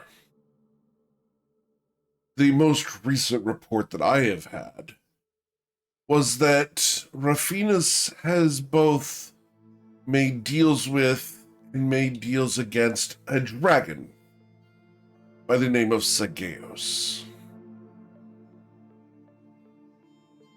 These rumors are that she seeks an item that exists in his possession. A skull. A skull of some great power, but of little note. It does not appear to be of legendary importance, which is strange. I sought the knowledge of this sought item in order to determine whether I should send agents to infiltrate the dragon's lair. Unfortunately, the lore about the skull seems to be steeped in mystery and rumor.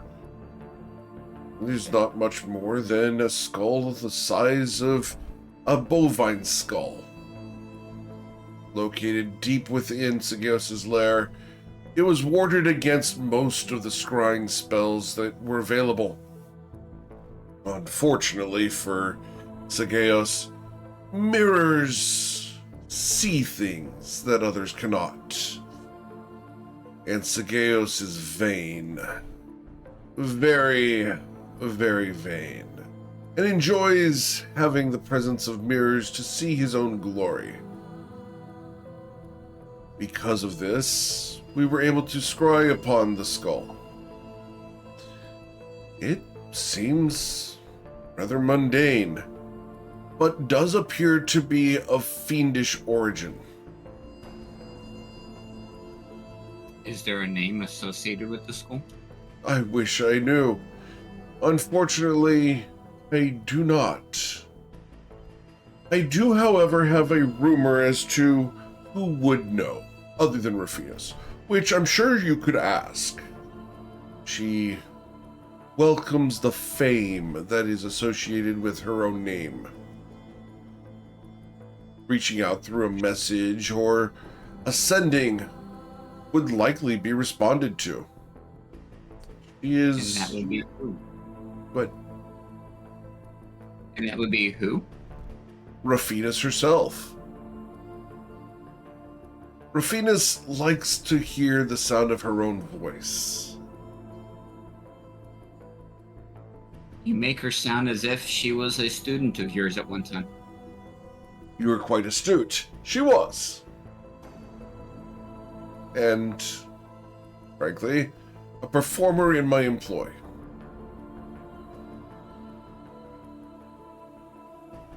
And I almost wonder if that skull was Doldrin's shadow scar. Nay, Doldrin's skull would be a legendary find. We are aware of Doldrin's past, and rumor has come to us, legend in fact, that Doldrin now roams the fields of the dead.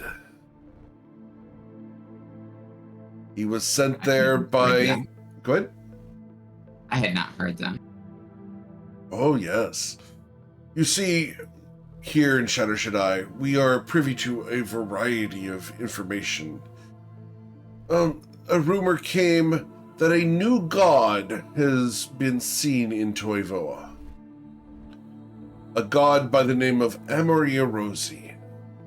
Formerly a great golden dragon that ruled most of Toivoa with goodness and justice. Apparently, Amaria Rosi has risen to godhood only in the past month. During that time, or just before, we're not certain exactly when, Doldrin's shadow scar was slain.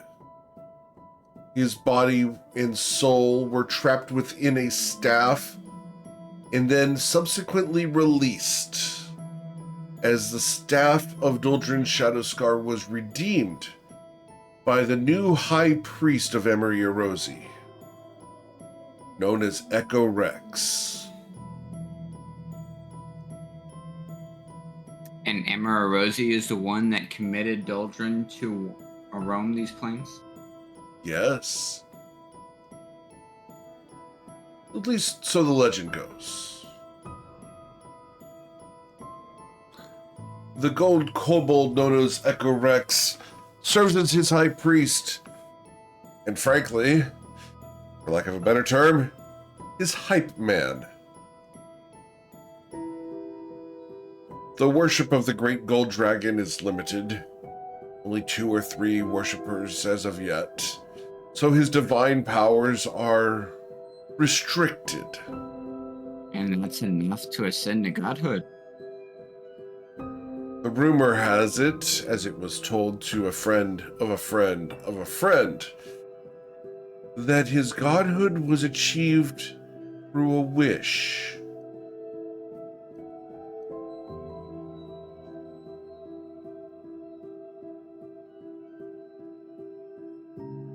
Now,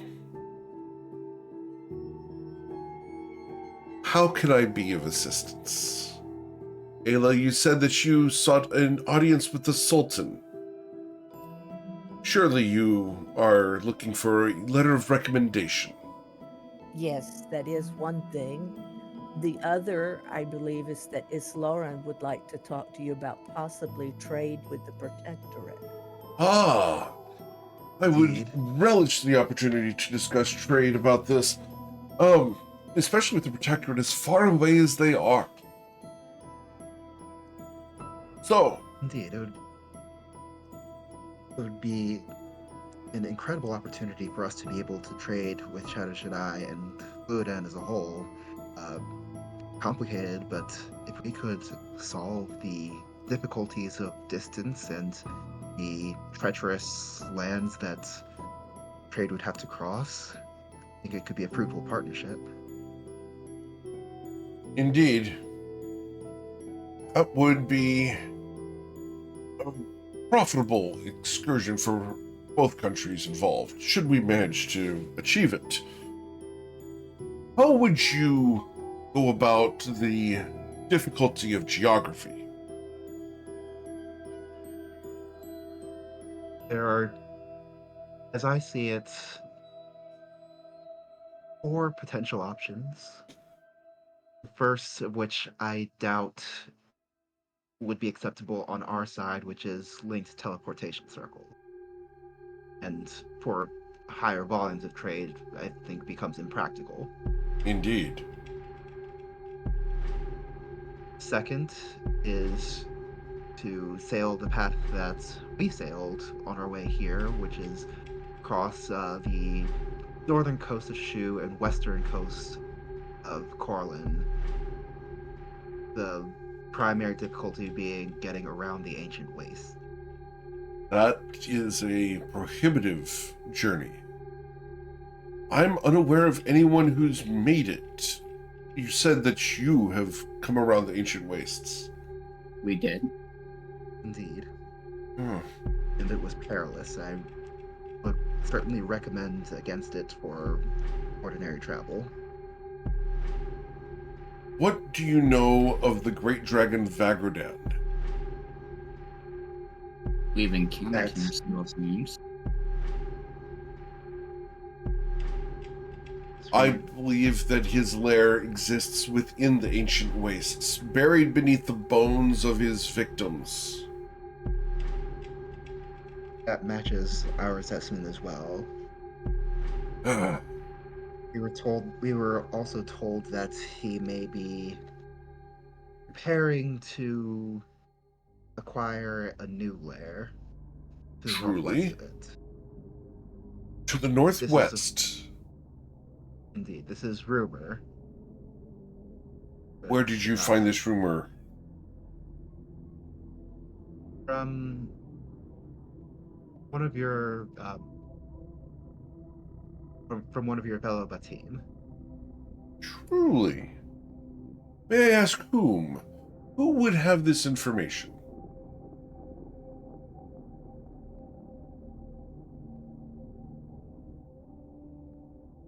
This is where we're going to let Islarin know this could be considered snitching.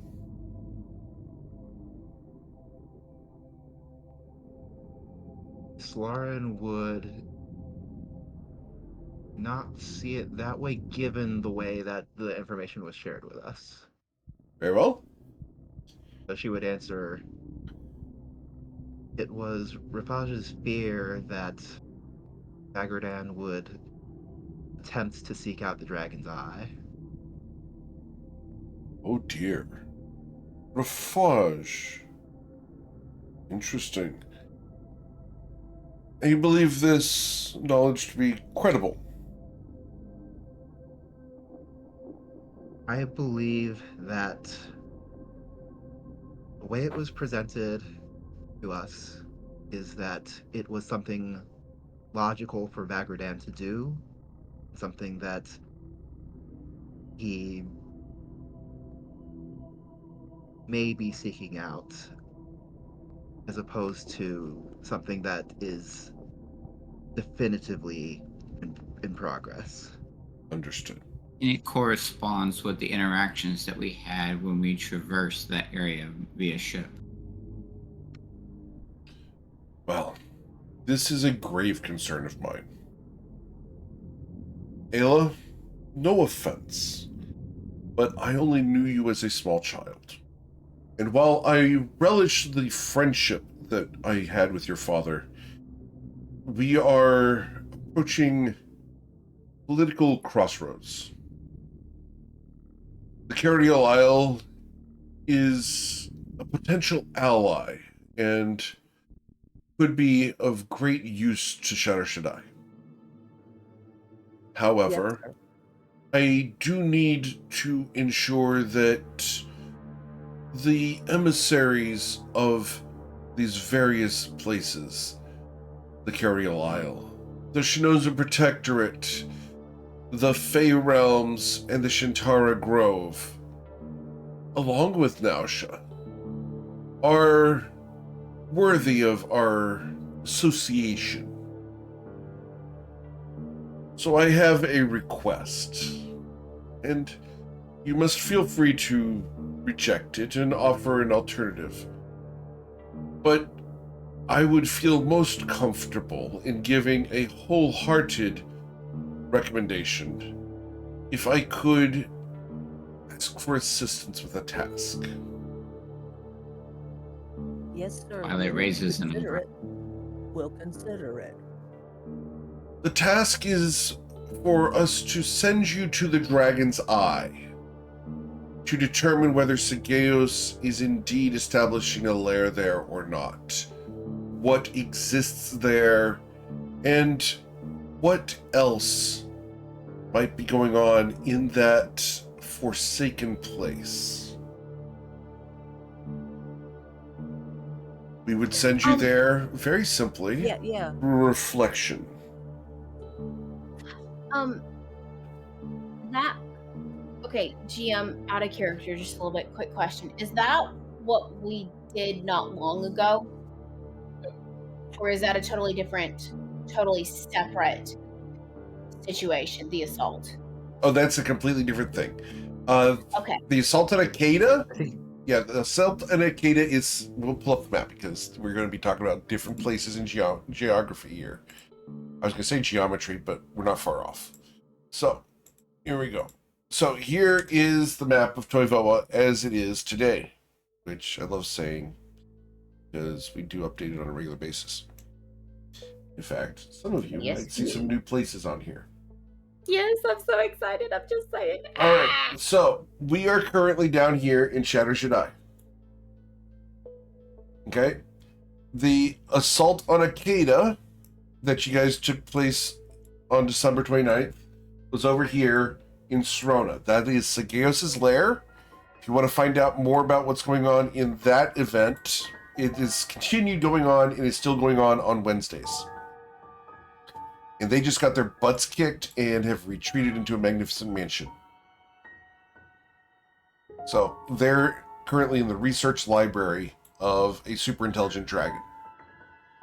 What Idris is asking you guys to do is not to go to the Dragon's Horn, which you guys have been to and explored and gone to that library, but to come all the way up here to the Dragon's Eye and to explore what lies up here in Jean Huhej. Scroll in to see how to spell that place. Shna Yeah. Huhej.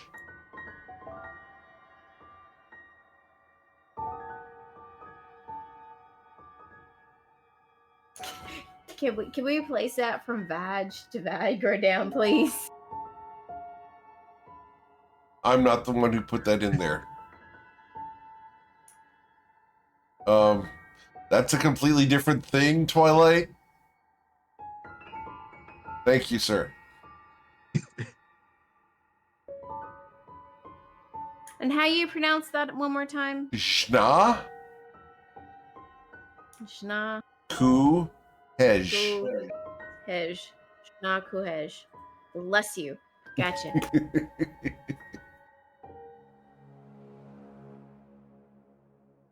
So That's a long time to get up.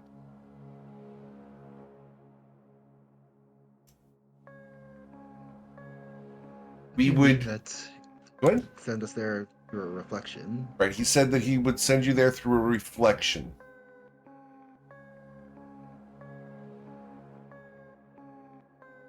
What does that mean? He smiles at you, similar to the way that you entered the tower. We would send you through mirror magic to Jna Kuhej, to the Dragon's Eye, to determine what is there.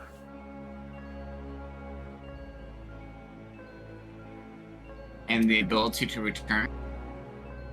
He smiles.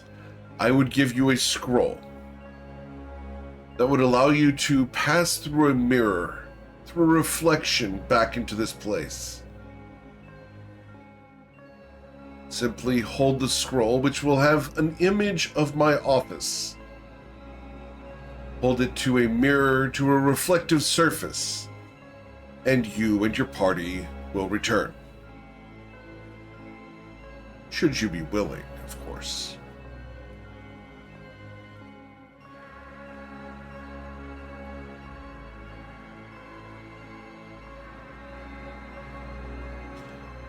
Do you have any questions?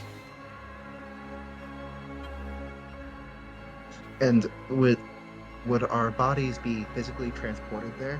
Indeed. I'm going to ask the hard question.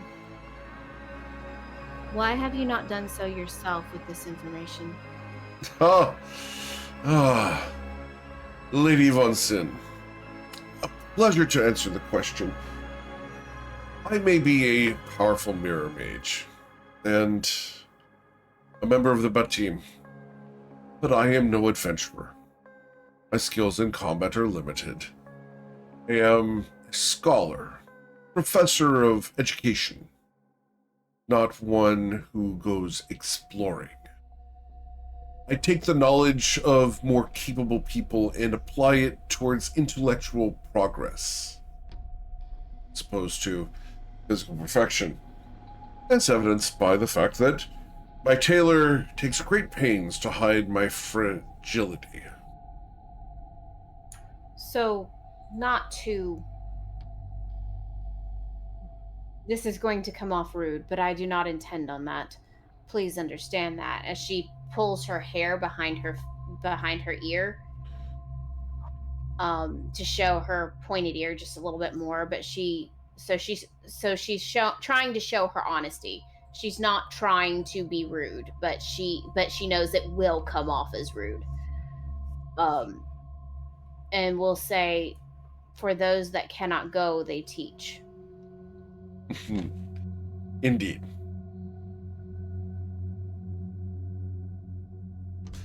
I take no offense. This is simply a fact of life. Those who cannot go, those who cannot do, teach. We educate, we research, we better ourselves in other ways. We improve our lives and the lives of others by investing in them, so that they may go and further the progress of the world.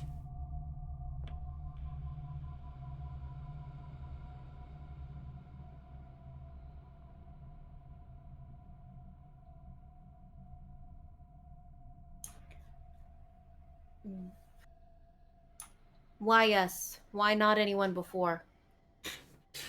Well, that is a good question, and one I am willing to answer. You see, the important thing here is that you are not currently politically connected to people in Shatter Shaddai. Thus, you have no internal agenda within Shatter Shaddai. Your seek for power is evident, yet not to overcome Shatter Shaddai.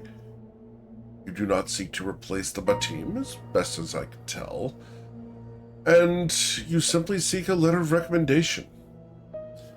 My students are not as skilled as you are, and you are familiar with the area, having traveled around the ancient wastes.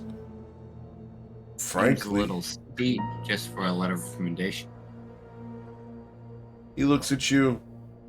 A mere letter of recommendation is not simply that.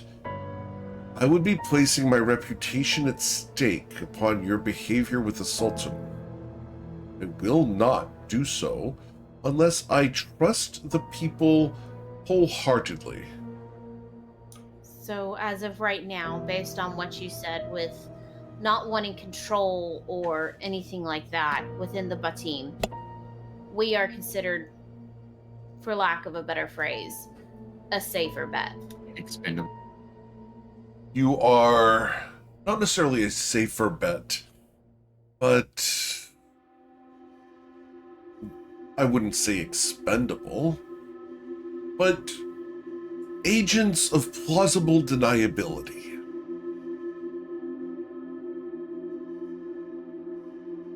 I am not bound to you by anything simply other than simply a request. Safe. Indeed. Should you fail and die, frankly, the world would be worse off. But Shatter Shaddai would not have lost too much. should our students die in the process. They have invested much into the city, and we are attempting to further them, you understand. I happen to place a whole hell of a lot of value upon my continued existence, and currently I see the scales unbalanced. You're free to reject the request, of course. However, I do believe it would benefit you in the end.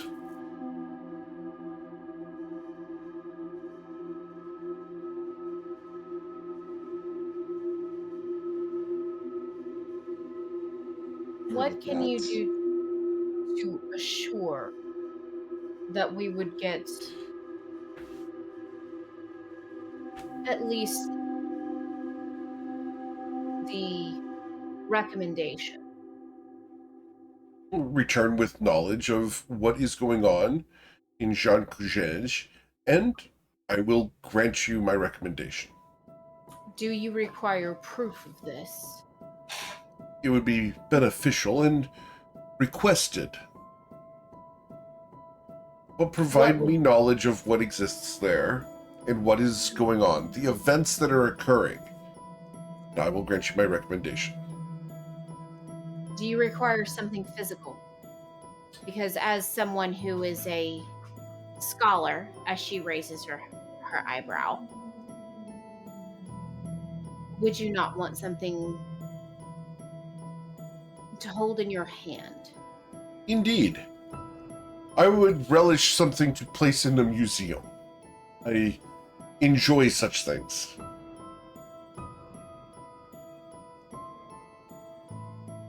But I will not require it. I simply seek honesty and the truth.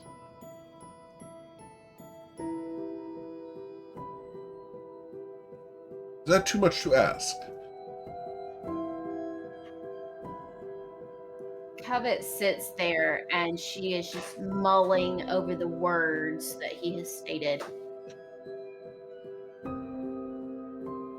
And with that, she knows they don't necessarily have to bring something back from there that's physical. All he has to do is pass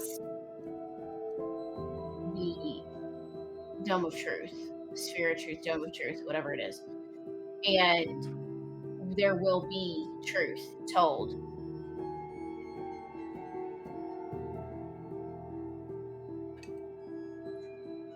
So she looks at Islaren, raises an eyebrow. After she looks at Covet, after she looks at Twilight and does the same, and Ayla, and Aowen, and Winkle, just And he just raises an confirming eyebrow to match.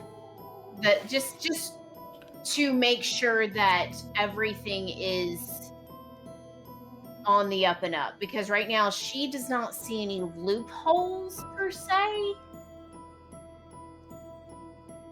But this is a significant task and personally feels far more weight to it than the potential reward on the far side.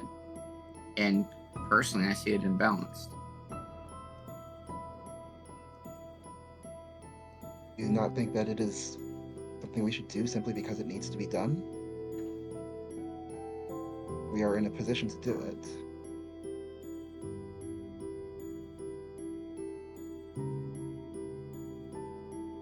This is something we need to know anyway, whether Vagradan's expanding his expanse or not.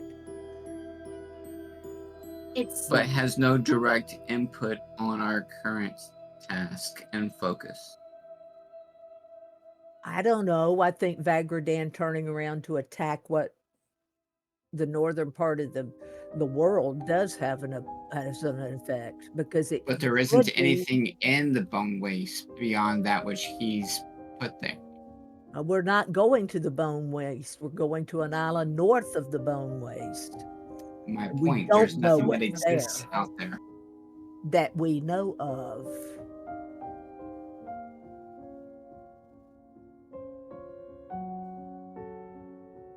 And who's to say but that maybe these dark forces are behind all of this?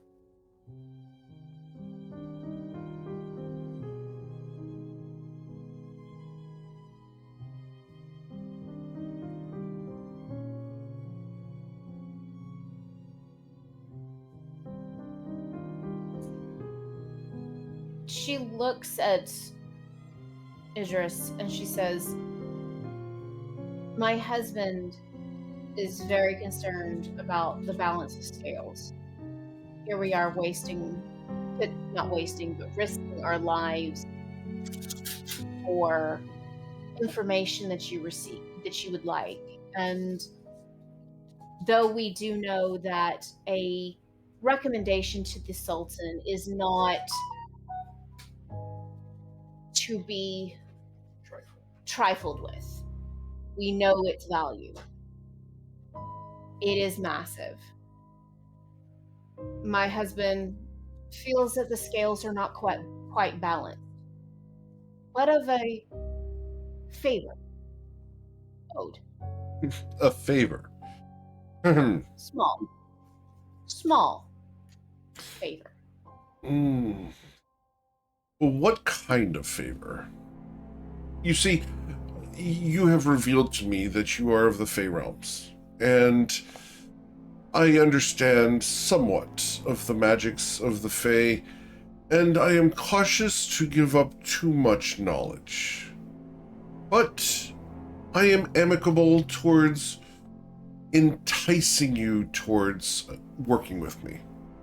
After all, trust is earned, and trust must be given, at least in small portions, in order to be earned in greater. So, what favor do you ask? What balancing can I do to motivate you to work with me without imbalancing the scales in the other direction?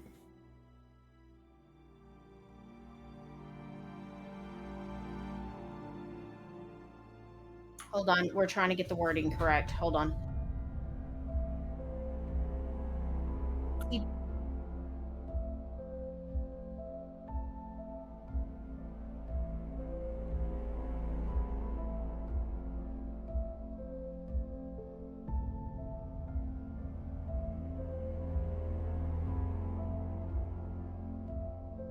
What we request is this, and of course it is open to discussion, but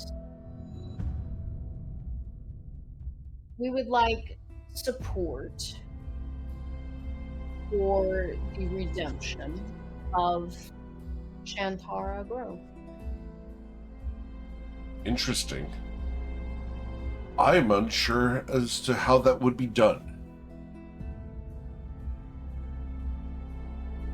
I'm willing to provide assistance where I can, if you earn my trust. You see, And that is all we ask. I believe that friends should help friends. Without bindings or laws, deals or balances. Friendship and love are things that should be given freely within a relationship, not tit for tat. Then let me give you this information freely, as she nods to Twilight. He nods. You are sitting in the presence of the true heir of Shantara Grove. He takes a deep sigh. Interesting. The heir of darkness. The heir of what was that is now consumed of darkness. So, heir to a ruined island. Child of a dead man. Shadow. And rumor has it, the originator, or at least participant in the creation of Aberdeen. I will not heap the sins of your father upon your head.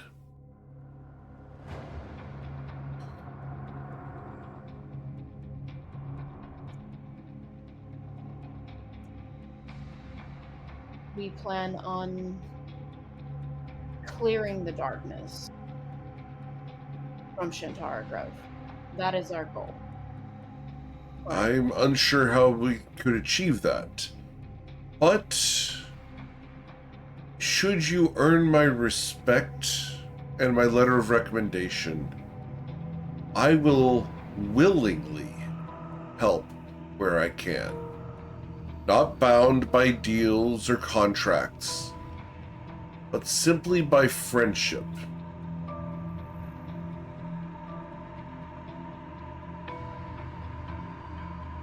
With that, I'm amenable. That is all we ask. As a friend. He nods.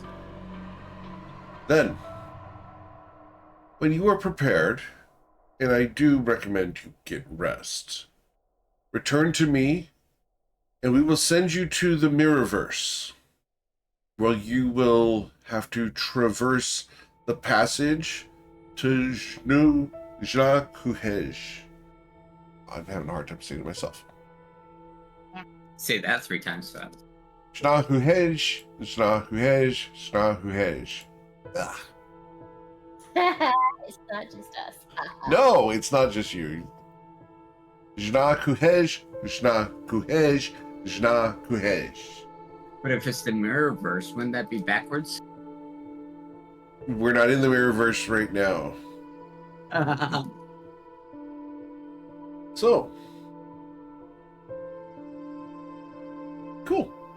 Perhaps when we return, we can speak of the route through Corlin or the route to the east. Indeed.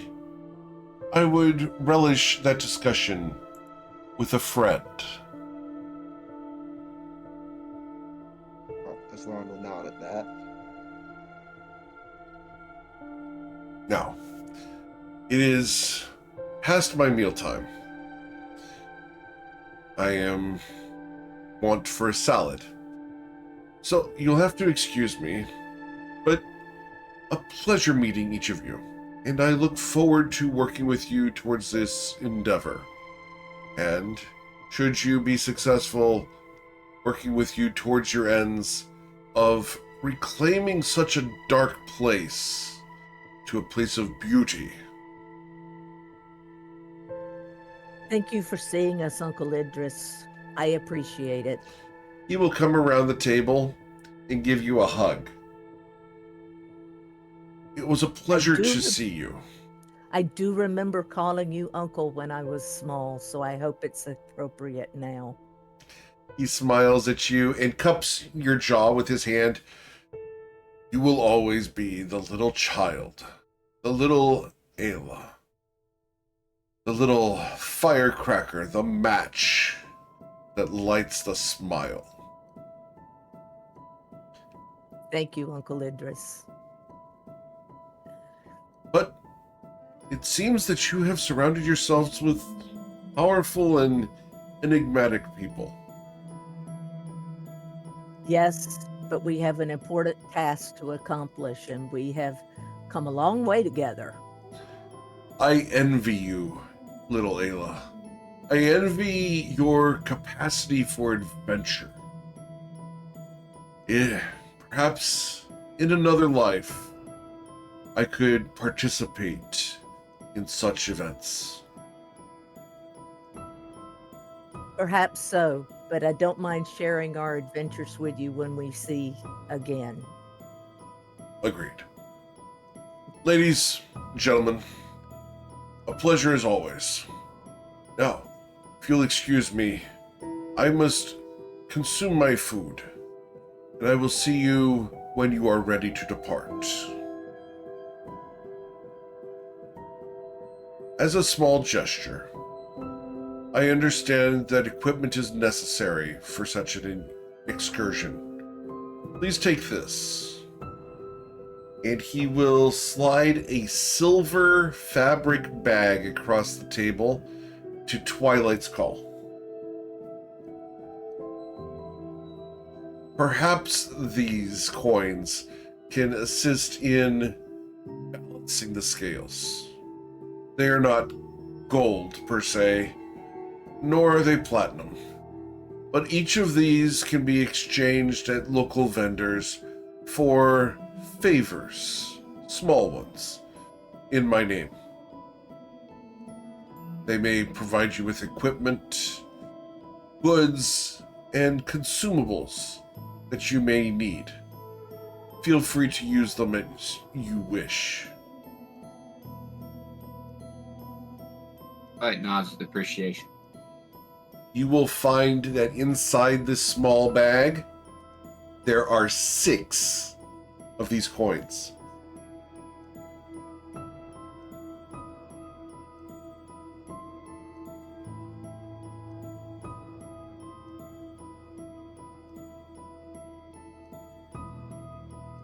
So, 6 favors of Idris.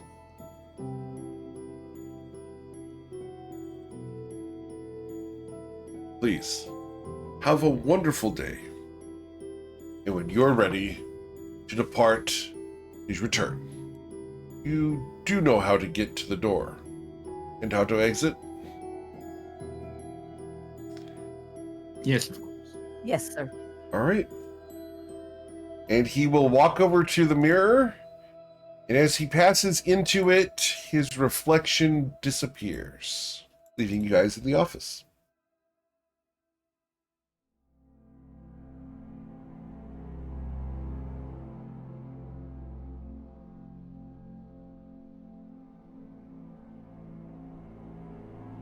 So Twilight will look at this small bag that contains the 6 coins. And for a moment, he pauses, he hesitates, and then he will actually hand 1 coin to each member of his party. And you see almost a unaudible, but a visual sigh from him as he hands it up.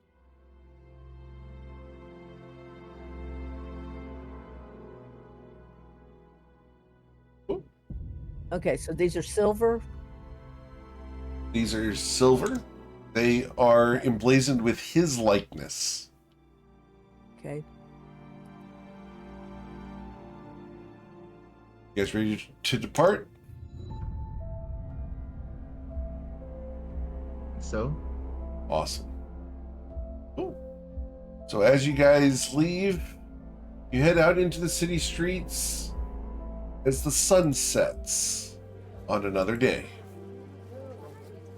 And that's where we're going to end for today. And we'll come back to have the next episode of Us Against the Gods. I'm going to ask for the players to stick around for just a moment after the session ends here so that we can discuss the next 2 weeks, because there's something going on that we want to talk about. But as always, guys, thank you so much for choosing me to be your GM. There's a ton of amazing ones out there, and I'm always thankful that you choose me to be yours. Do check out the Patreon over at patreon.com/GMEric. Check out the FYI channel in Discord, where we're going to do some announcements. We have the GM tip videos and archives over on YouTube. So if you do watch those, do hit the thumbs up. It does help me out a ton. And we have the clip contest channel going on in Discord, where you can be entered for a prize at the end of the month. Otherwise, guys, have a wonderful week. Please stay safe. That one shot with Nerd Holla is on the 13th. There's 1 ticket available for that left. So go ahead and pick that up over at gmeric.com. We're going to have a nice, lighthearted little session. It'll be fun. Otherwise, guys, take care, be safe, and we'll catch you guys later.